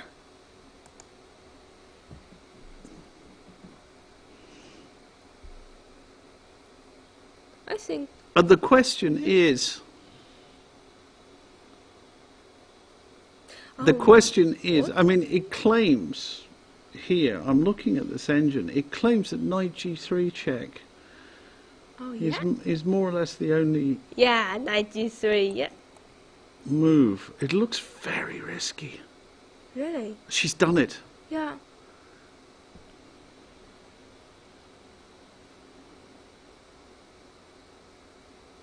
So, maybe black will take the knight and play a knight against the bishop endgame here. Yeah, but we can't do anything. We kind of saw that. We saw the knight coming to e4, and then we still couldn't do anything. The bishop stay at e1. You know, you can put the knight on b5, and then the white bishop will come to b2. Yeah. And you can't do anything. Yes. And actually, white always has this move, king h3, king g3. So you can't. You just need one extra. You need to play on what is it? An 8. You need a 9 by 8 board. You need a 9 by 8 board, and then black is winning. Yeah.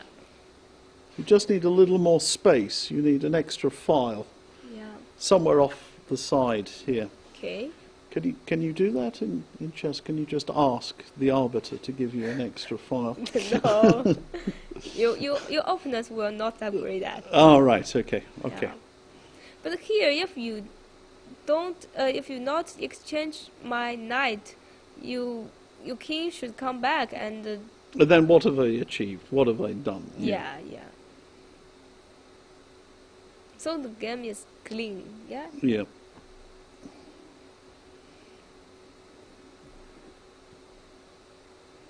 So knight g3. Yeah. Good. Yeah. Better than bishop d2. Yeah.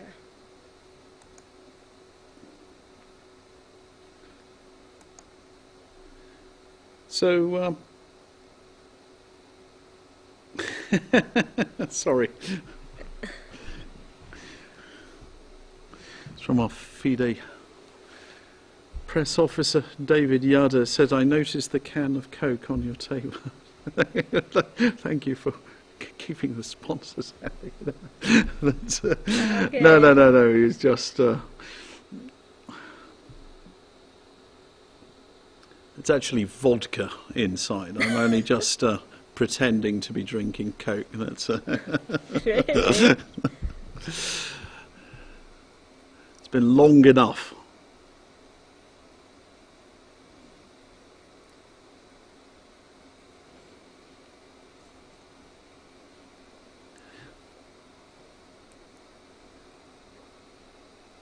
So you're very welcome to send me a tweet. Nigel Short Chess. Yeah. And she took the knife. Yeah, she took it. So I like that. I'm very happy she took the knight because it means that we get to finish sooner. Okay. Yeah. Okay, knight g7, I think. Yeah.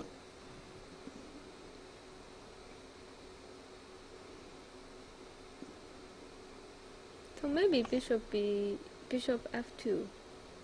Yeah, I see that at a depth of 81 ply, so i.e. more than 40 moves in this position, it says it's slightly better for black, Okay. which I will translate what that means. That means the position is a draw, because if it's not, at such a depth, if it's only giving basically the same evaluation that it's giving here, it means there's nothing to be done. Yeah.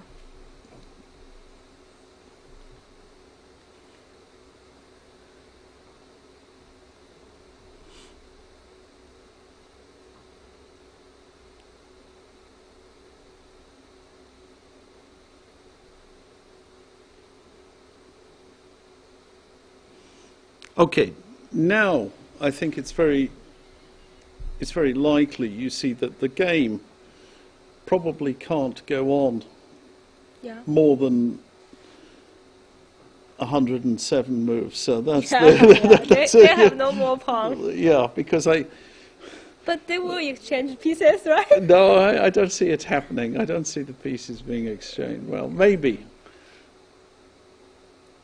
Okay, here, white just should wait, and if your knight come into e4, and I keep my bishop at e1. I see what. You said white should wait, but maybe white should play actively. Really? How to active? b5? b5, that's the only active move we've got.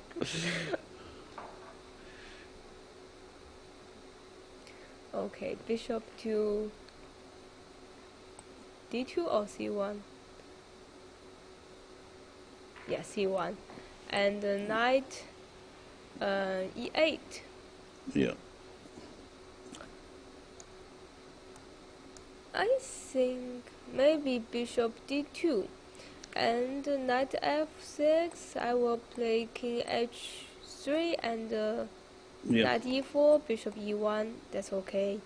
And if you play knight c7, then I will play bishop c3 and knight b5, bishop b4, b2. That's very okay. good, excellent. Yeah. That's one way to play. Okay. Okay, she played Bishop d2. Bishop d2. In fact, it doesn't make any difference. I mean, white can play anything Bishop e1. anything apart from king g2. You know, this would be a bad move. You know, that's the only way to lose instantly. There's no way forward.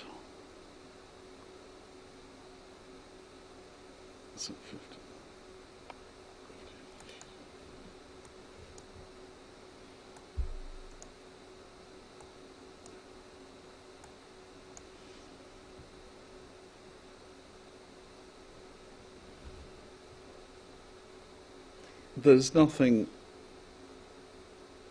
more to discuss. Yeah, I think a draw will be done. Maybe she will play knight e4, king h3, and knight f6 to offer draw. Yeah.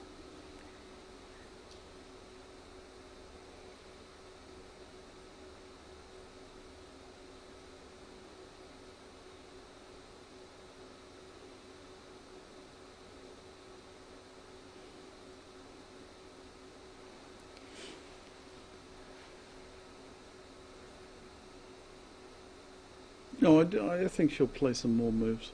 Really? Yeah. I think she will. It's her character. I think she will not offer draw, but maybe she will make a reputation. Yeah.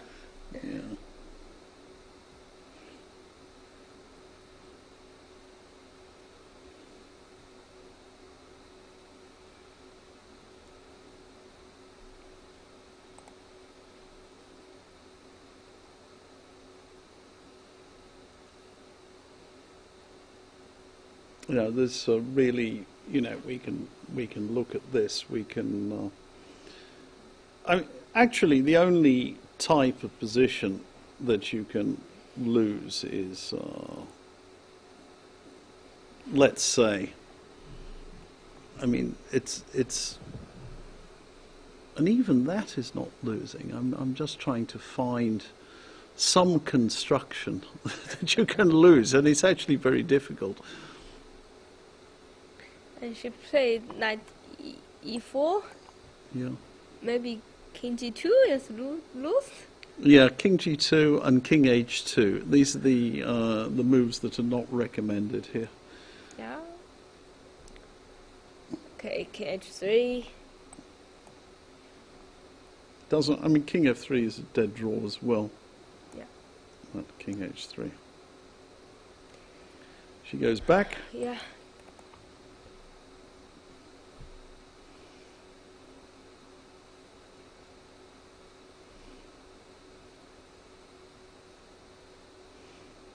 So she's hoping for, well, she's not really hoping for anything. King h4 is some sort of idea. Yeah, maybe king h4, king h4, k6, king h3, king h5. You see, that could be, you know, an idea, you know, but... Oh, yes? But the point is, it's still drawn. You just play bishop g3, and even with the knight coming into the position, yeah. And after knight c3, you've still got a draw with bishop f2. Really? Okay. Yeah. Here. Okay.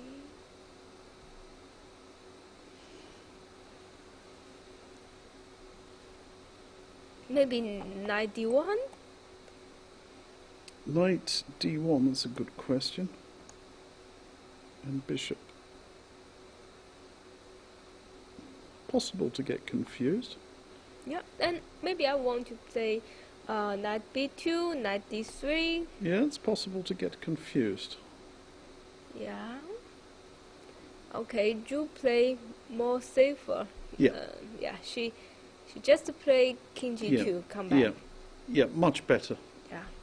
Just don't give any chances. Don't move your bishop. Yes. And it's very simple because actually when black plays king h5, you play king h3. Yeah. And That's you play king h6, I play king h2. Correct. Yeah. So it's nothing. Yeah. Okay. I think she played king h6 maybe. Yeah. Okay. And king h2 will be done.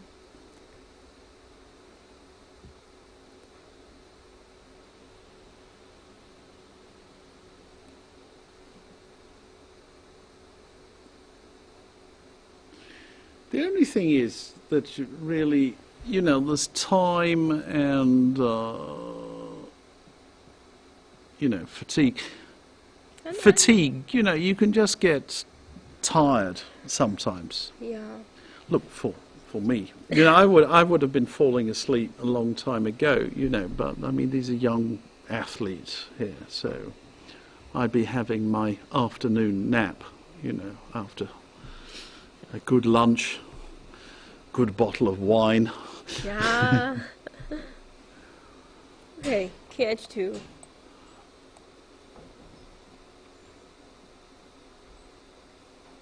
And she played knight f6.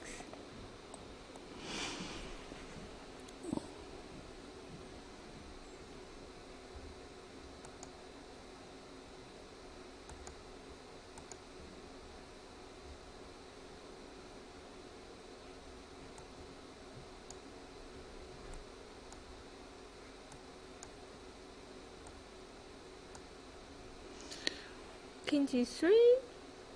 It's difficult to find.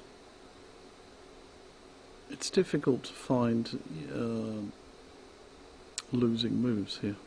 If I play king g3, I think. Yeah, so king h5 there. King h5.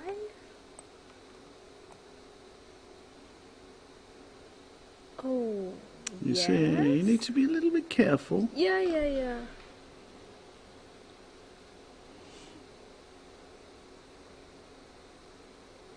It's still a draw, but it will come back to kh3 and knight e4. Yeah.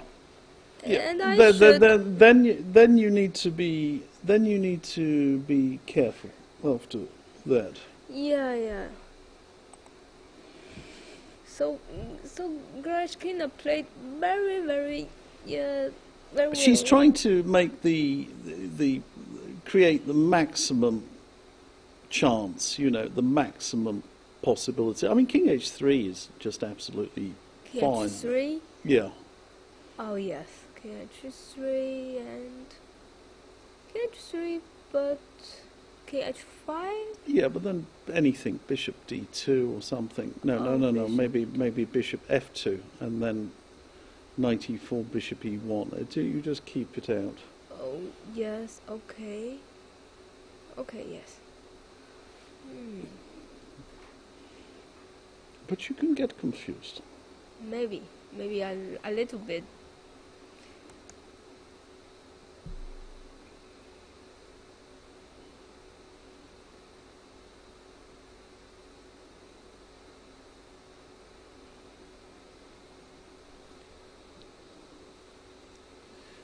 So we had a nice comment from Anderson Gordon.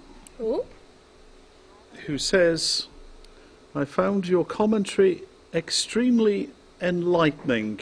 I have had to stop and take notes. Thank you both. Oh, yeah. So thank you, Anderson. Thank you. So you're very welcome to send in the very flattering comments. Yeah. We are narcissists. Yes, we like flattery. Yeah.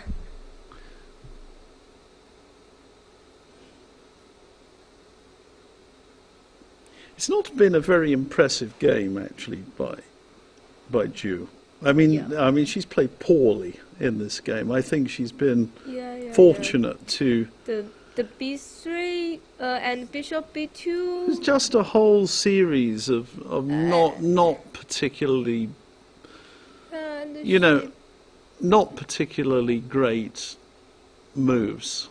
Yeah. Okay, she played king h3. Yeah. It's the best move. It's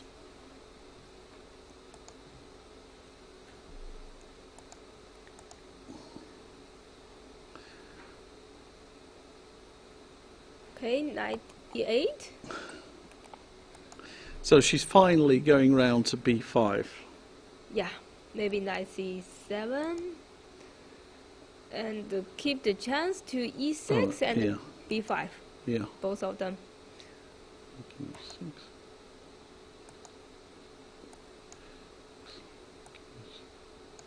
Yeah. So she just move and make her opponents feel confused. Yeah, there's not really too much going on, but king g3, king h5. h5.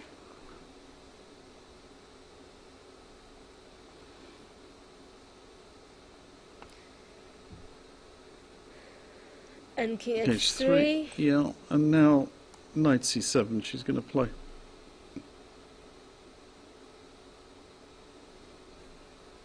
Yeah, knight c7.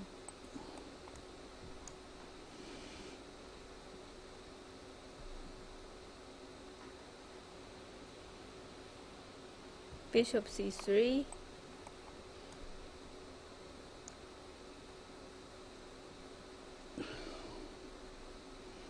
Yep. And the evaluation is slightly better for black. Okay. At a depth of 76 ply. That's so, yeah.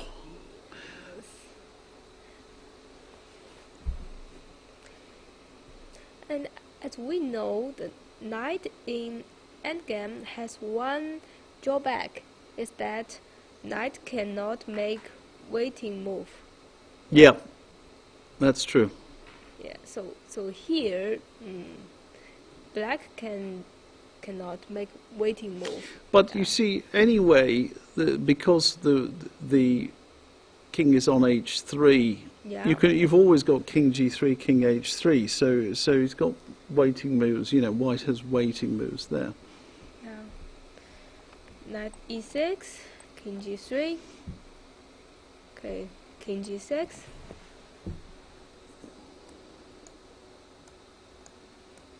I think maybe just king f3. It's okay.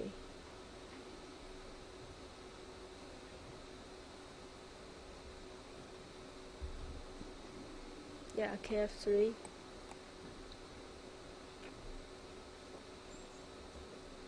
Knight g7. Maybe want to play knight h5. But if you... With the idea of putting the knight on e4 again, that's yeah. for about the... How many times is that? So he just confused her opponents, right? Yeah, it's... Just turn Yeah, around I mean, and she knows that there's nothing going on, but you still have to stay awake, you know, a little bit. Yeah.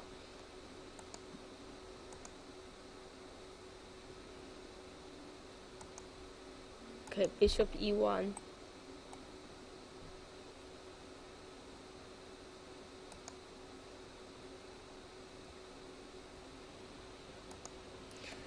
Maybe knight h5, bishop f2, knight f6, bishop e1, knight e... No, I should... Okay, king h6.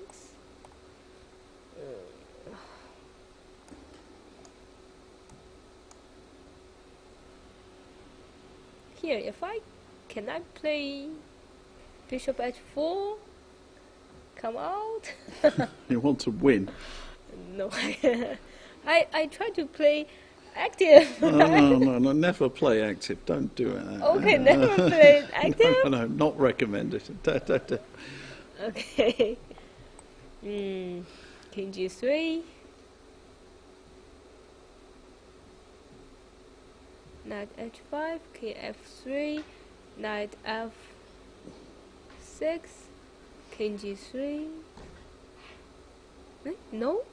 Here, Knight H5, King F3, Knight F3, and King G3, and King H5 now? Yeah, why does that make any difference? No, so Knight H5, yeah. Yeah. Okay. And maybe black want to... Black has improved. Yeah. I don't think so. Maybe, so the knight can come in. You should move your bishop away. Yeah. You see, knight H5, King F3, knight F6, and King G3? Oh, not King G3, maybe King G3, King H5, and if you play King H3, I can play knight E4. Doesn't make any... Yeah, but okay, still a draw. But she improved. Yeah, okay, she got a different draw. Yeah, she feel comfortable, and maybe her opponents think that, oh, if I missed something like that. Yeah, here.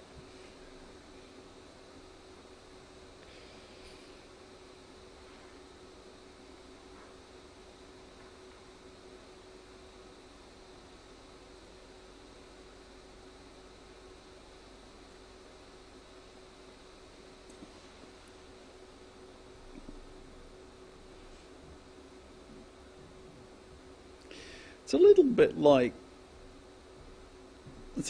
like Magnus in a way, you know, because Magnus is like one of these guys who he... Oh yeah, she played King H2. Yeah, it's possible. You cannot take the pawn. Yeah. Yeah. Tactics. Playing for a win. With King H2. Yeah.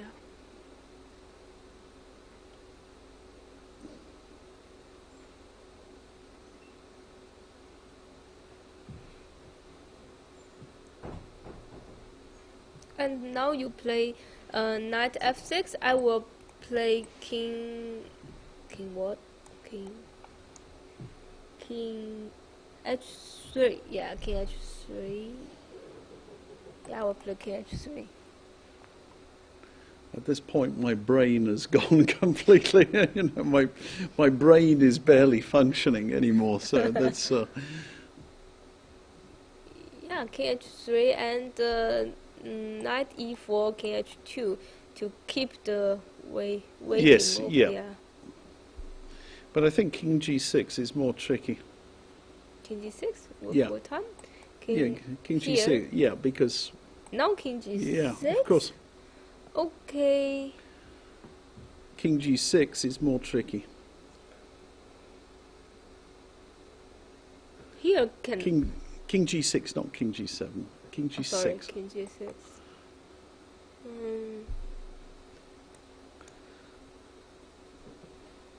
Can I just... Okay, so you have to defend that.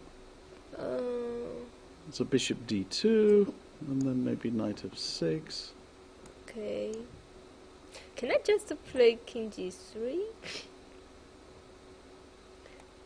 Bishop anyway, G3. Yeah, bishop G3. Probably. Okay, bishop D2, it's okay.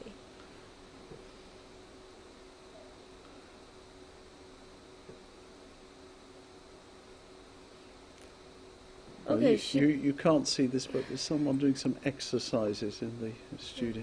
She played knight F6. Okay. And bishop D2. Yeah. So turn around and get her same position.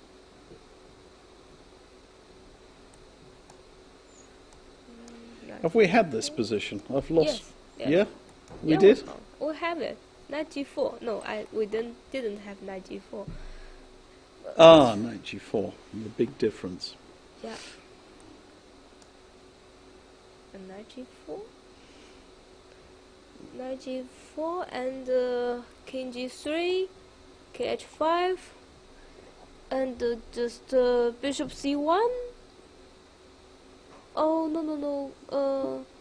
No, Knight F6, right? Oh. It's still a draw, actually. I mean, even if you let this knight into the position, But she just Yeah. want to improve. yeah, well, improve. Make her opponents feel uncomfortable. Yeah, right? that's true. Okay, Knight G4, King H3. Right. So Now my knight can come into yeah, but nowhere. to D3 maybe. Okay. Knight F2 and Knight D3, but it doesn't work.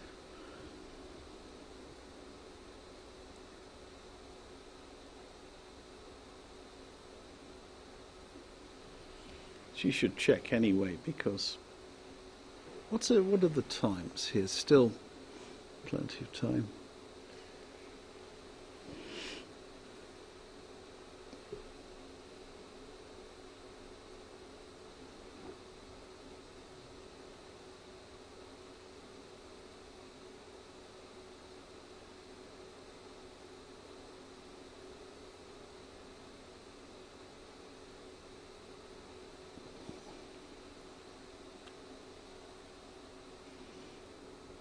Well, if you could win games by determination, then Goryachkina would win this championship just simply by wanting to win games. You know, Yeah. Goryachkina has this sort of toughness.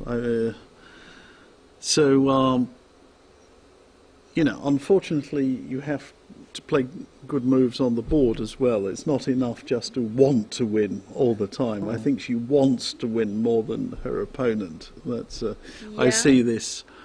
She's got the bit between her teeth. There. She is just yes, going for it. But it's nothing here. King G6, King G2, Knight F6.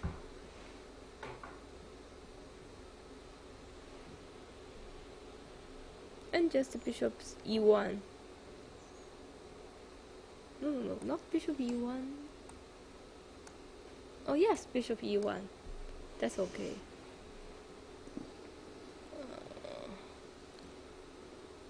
Okay. King what? King H3? King H2? Okay, King H2. Here's nothing.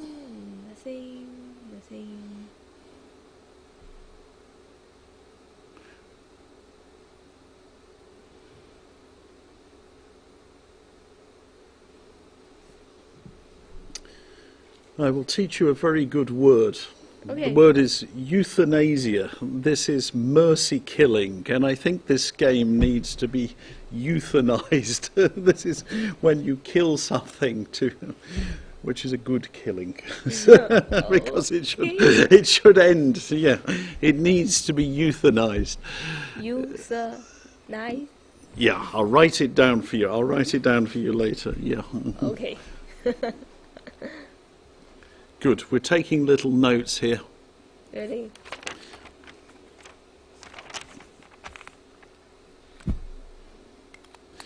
I used to be the national coach of the Islamic Republic of Iran, and I would have all these people coming in. In fact, some of the guys, you know, some of the ladies on the team, and I remember after 10 days or something, I was saying, well, how do you feel about this session? And they said, well, we're not sure we've learned any chess, but our English is much better. Yeah. And that's okay for me. Yeah. That's okay, because English is important, right? I think they were joking, but well, I hope so.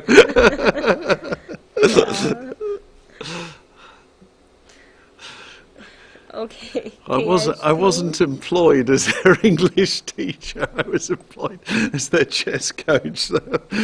Oh dear. Knight h5, kh3, kh6. Yeah, I've stopped looking at this. Just tell me if somebody blunders a bishop or a knight or something. Then, Okay. then I will wake up. Okay.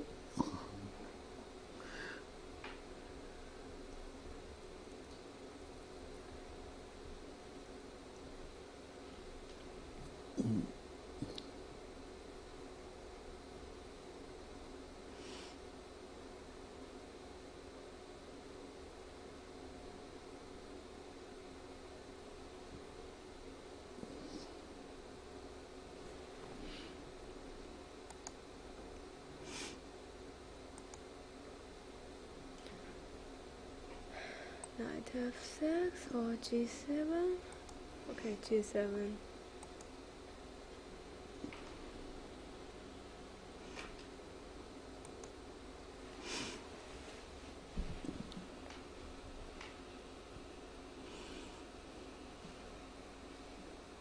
No blunder here.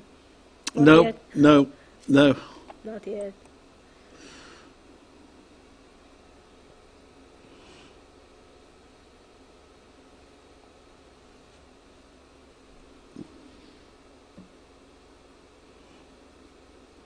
It's quite fascinating, actually, if you think about some of the other championships. Yeah. The and I keep talking about this match, 1984 to 1985, this Karpov and Kasparov. They played 48 games, and actually quite a lot of the games were incredibly boring. I mean, there was basically nothing happened. They would play 18 moves. Yeah, very short draw. And they'd make a draw, Yeah. and then they'd reverse colours, and then they'd play the same opening, and then they'd make a draw. Yeah. And and they only used to play 2 or 3 games a week, so it kind of went on for forever. So there was just weeks would go by and nothing would be happening in the match. At least with the women here, you can't fault their energy and their fighting spirit, which is actually commendable to see them really striving to the utmost. But this particular position, I think, there's not that much there. Yeah. I mean, it's Not that much. yeah, it's like a very well chewed piece of meat. You've got a piece of meat and you've just bomb, bomb, bomb, bomb, and you've been doing it for hours, and there's nothing left to taste. With this.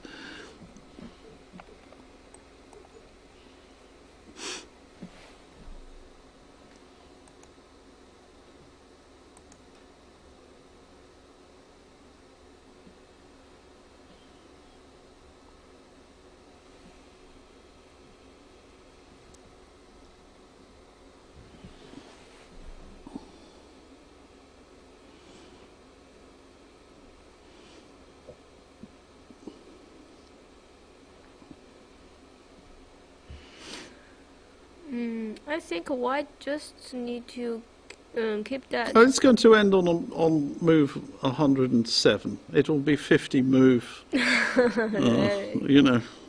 Draw by 50 moves rule. Yeah. White just need to What? keep tension for that. If No. Yeah. White needs to avoid having a heart attack. That's basically the if White doesn't have a heart attack and die at the board, then I think she will hold it. Okay. I don't think she's in danger of that. She looks quite healthy. So Yeah. Just turn back. You guess, will she offered a repetition?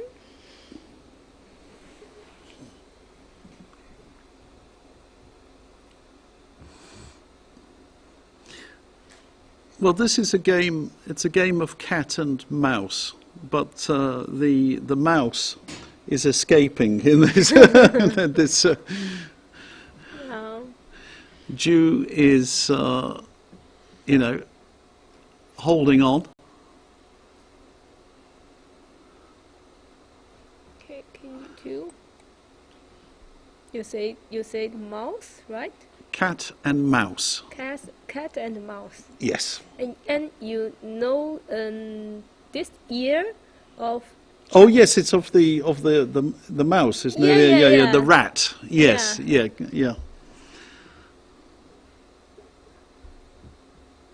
The year of the rat. Actually, you guess which year I born in which animal? Yeah. And which animal are you? I don't know which animal you are. So we have 12 animals. yeah, okay. Yes, it's mouse. Rat. How to say that? Or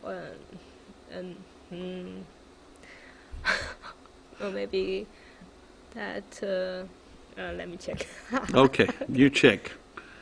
I will comment on this extremely interesting position whilst you're checking all the years, all the Chinese years. Yeah. You have a pig somewhere, don't you?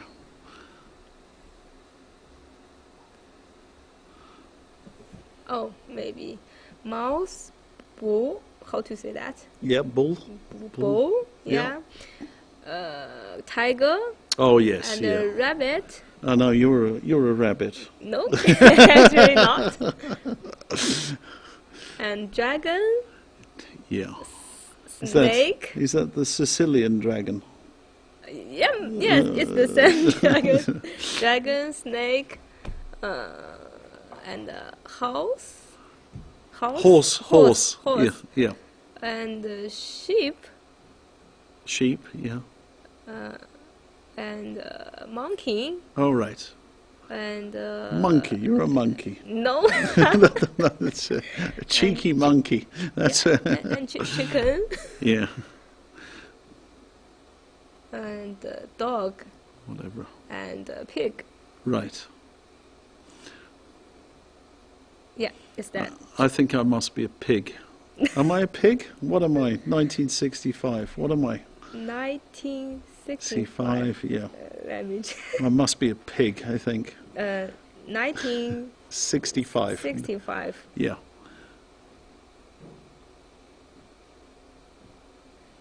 No, you are. Yeah. A rabbit. Yeah, rabbit. Oh yeah, well, that's the way I play chess. Yes, that makes perfect sense. Okay. It's going to be drawn on move 107. That's my prediction. That is.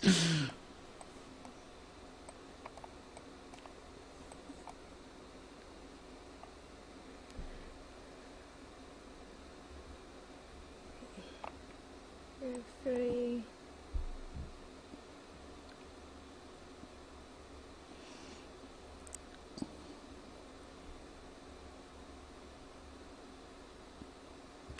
You know, actually, the main point about this sort of chess is it's not for this game, it's for later on.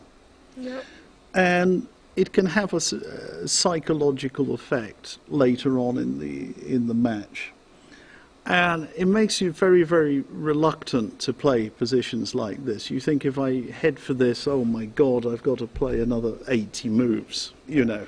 Yeah. Even if it's a draw, you know. So against some other players, they would just give up and say, okay, draw, I'm going for dinner. Yeah. And this, you know, she isn't going to win this game. You know, very, you know, 2% chance she's going to win this game. Yeah, but it's for later on, and it's just when you find your opponent to be very annoying, then it can be difficult for you to play them later. So that's how it can go. You just find them irritating, and you get impatient. And she shouldn't worry about this. One thing I learnt is that you should always.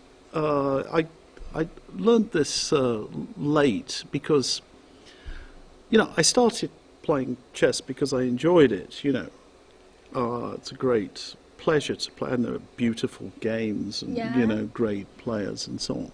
Yeah. But when you're playing a position like this, it's very important to keep the right frame of mind, and you must say to yourself, I'm enjoying this position, I'm very happy here. Yeah.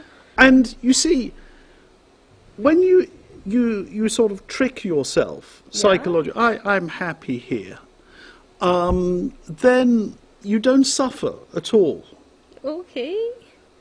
Really? If you're thinking, my God, what is this woman doing? I want to go, God, she's so boring, all of those things, then it gets to you, so you've just got to be very calm, Zen-like, and have this, philosophical approach to the game. That's really important.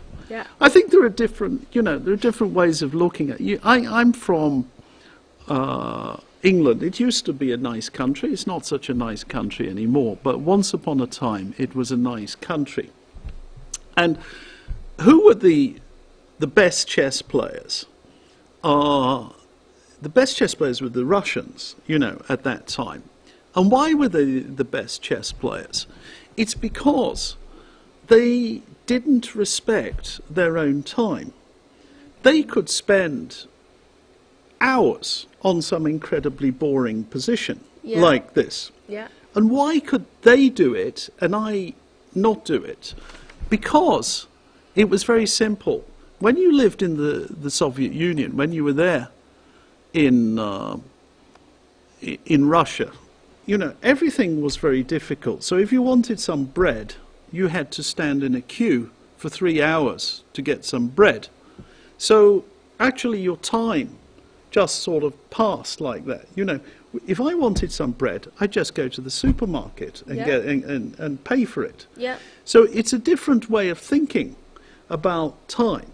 Okay. And they could spend like hours and hours on some completely stupid position like this, just playing and playing.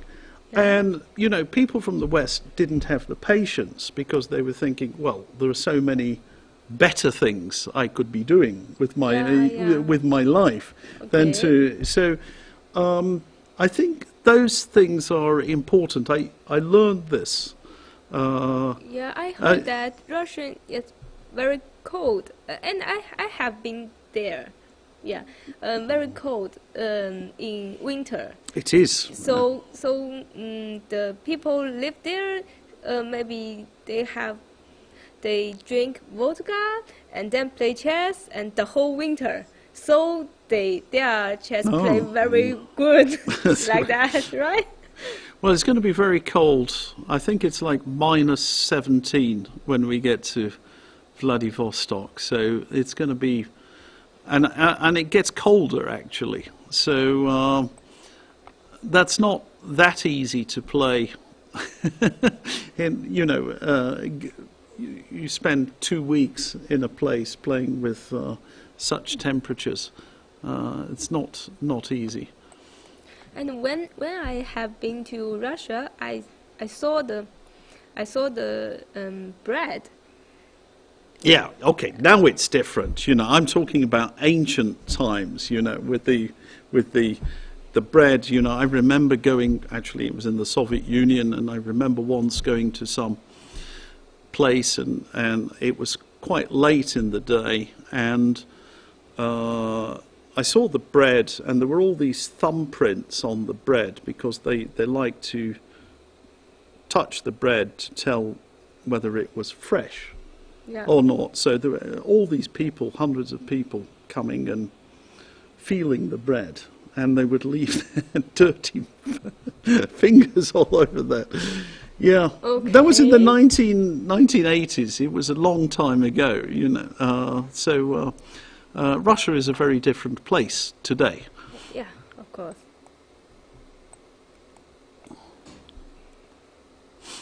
'93 move, and which move is? I think it was. I think did I say 107 or something like that? I lost. Maybe we exchanged. So 50. Yeah, I was very happy that she played bishop takes g3 on move 56. 56 or something like that. King takes g3. Yeah, king takes g3. Move 57. So yeah. that's it. So we will have a draw game at 107. Yeah. Something. Yeah. So there is. We hope. 14 move left. Yes. Yeah. Yeah, it's near. It's very close. So maybe on move 106 or something, she'll play b6. Really? No. Put the king on the knight on b8 and then and then play b6. What do you think? It can't be. Yeah. No. That was no. No.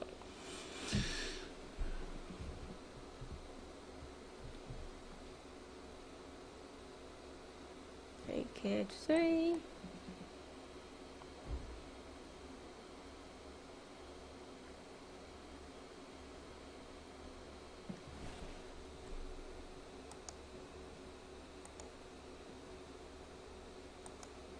King g6.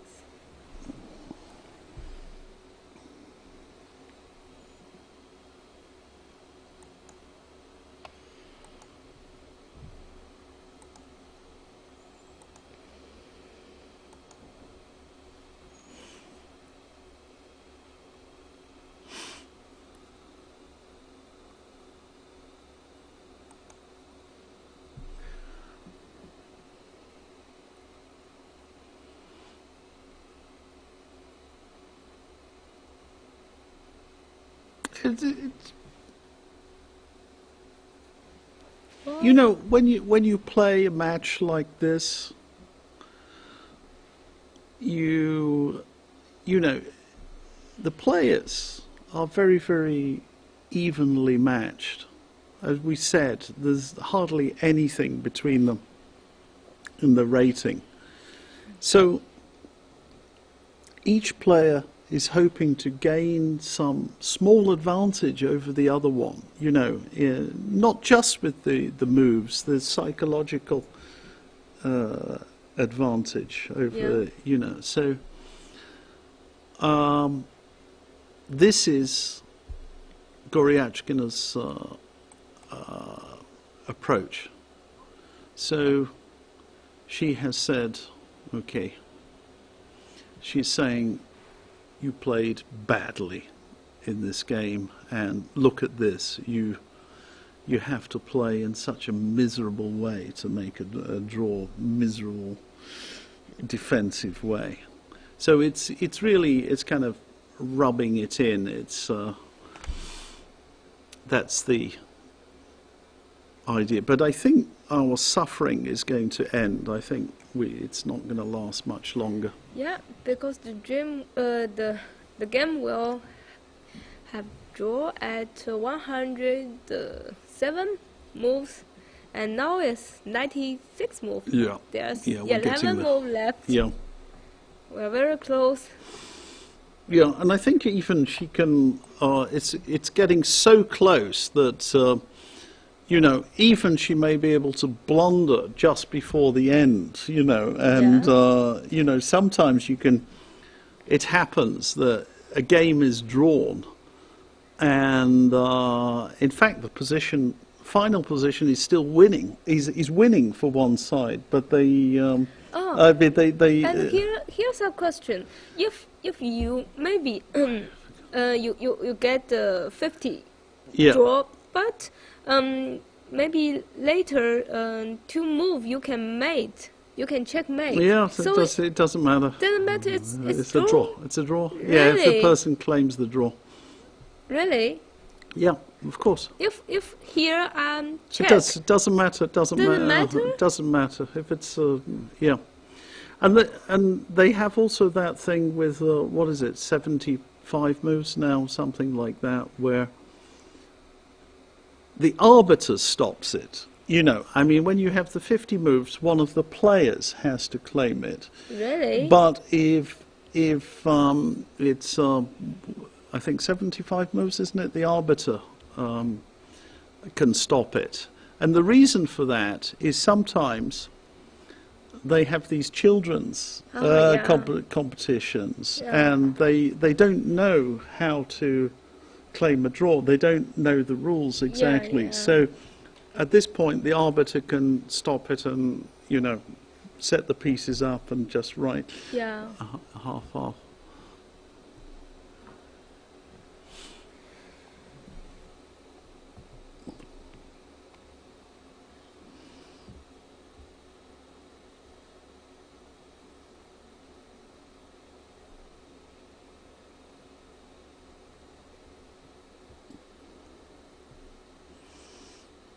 So now the knight is coming round to c5, is that right? To c7 to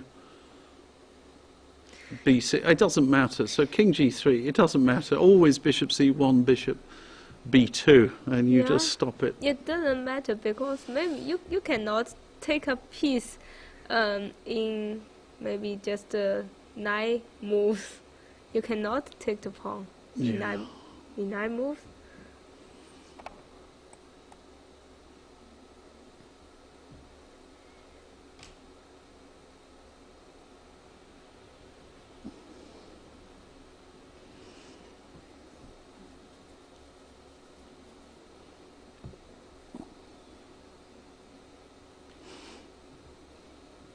Okay, as the game is deadly draw, maybe we can just say something about the whole game.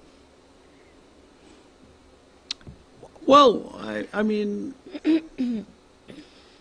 again, we see Goryachkin on top, you know, and there have been a number of games like this where she has been on top, but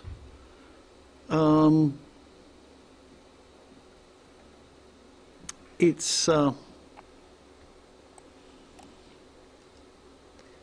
she's not able to break through. So here she had, I think, pretty good chances at one moment, and then she chose the wrong plan. Yeah, let's see that. Let's go right back. Yeah, maybe at this position. Something like that, yeah, I think Queen d7 was very strong. And this is the moment where you've got to be incisive because, you know, if you allow the white queen to come back and defend, then then it's not that easy. So Queen d7 was better. I think it's a good move. Yeah. Maybe the idea was Queen a2 or Queen b2 anyway, and maybe. But you can play Queen f5 there, and you know you can also play Rook e8 just simply. Yeah. It's also possible. And if I play Knight f2, maybe you will play h4. H4 is possible. Yeah. I like Rook e8. Rook e8, yeah. Okay, maybe just Queen c1. But you see, you have far more chances here with the queens on, because your queen can penetrate. So you know, if you play rook takes e1 there, takes. and can you do queen f5, for example? Yeah, maybe queen f5. Yeah. Yes. So in this position, it's the critical position. Yeah, it's something like this, you know. It's we've got 102 moves or something. Yeah. 5 moves left. So in this position, Glorious Kingdom maybe missed the best chance to get a winning position, like here. Yeah, something like this. Yeah. She should play queen d7 and plan to play queen g4, like that, or rook e8, or sometimes even h4. But h4. This would be it. I think she's got to play the queen back, queen b2, and try and come and defend. Let me see. Let me get my engine. I was actually looking at that way back then. So queen d7. I think queen maybe b2 or something like that was possible. b2, maybe queen g4. Yeah, queen g4. I think queen e2. Yeah. But I think something like rook e8 was. Rook e8. Yeah. Okay. Yeah. Maybe here is better. It's much better prospects because, you know, with the queens on, you have very good chances of penetrating. Yeah. Different between the game, because in the game when she played like this, she want to bring her rook into the game, so she played rook d7, but now white played queen d3 and rook e7. Yeah, and then the queens came off the board, and we know basically this was not good enough. Yeah, so it's the different. Yeah, that's correct. Okay, yeah, she missed the important chance at the. Yes, I think. Yeah. Look, it's not exactly winning or anything, but it was like a much better chance, I think. The position was very ugly very ugly for white. Okay. And now this is, it actually doesn't matter. She's played king h3 and... Yeah, let me just follow it. Mm-hmm. And by now, I think she can do just about... She can even lose this position because she'll make a draw anyway. Yeah, I mean, you know, she can play something very stupid, like if king knight f2 check, she can play king h4 or something. And you know, even that will be all right. Yes, just to check her score sheet. Yeah.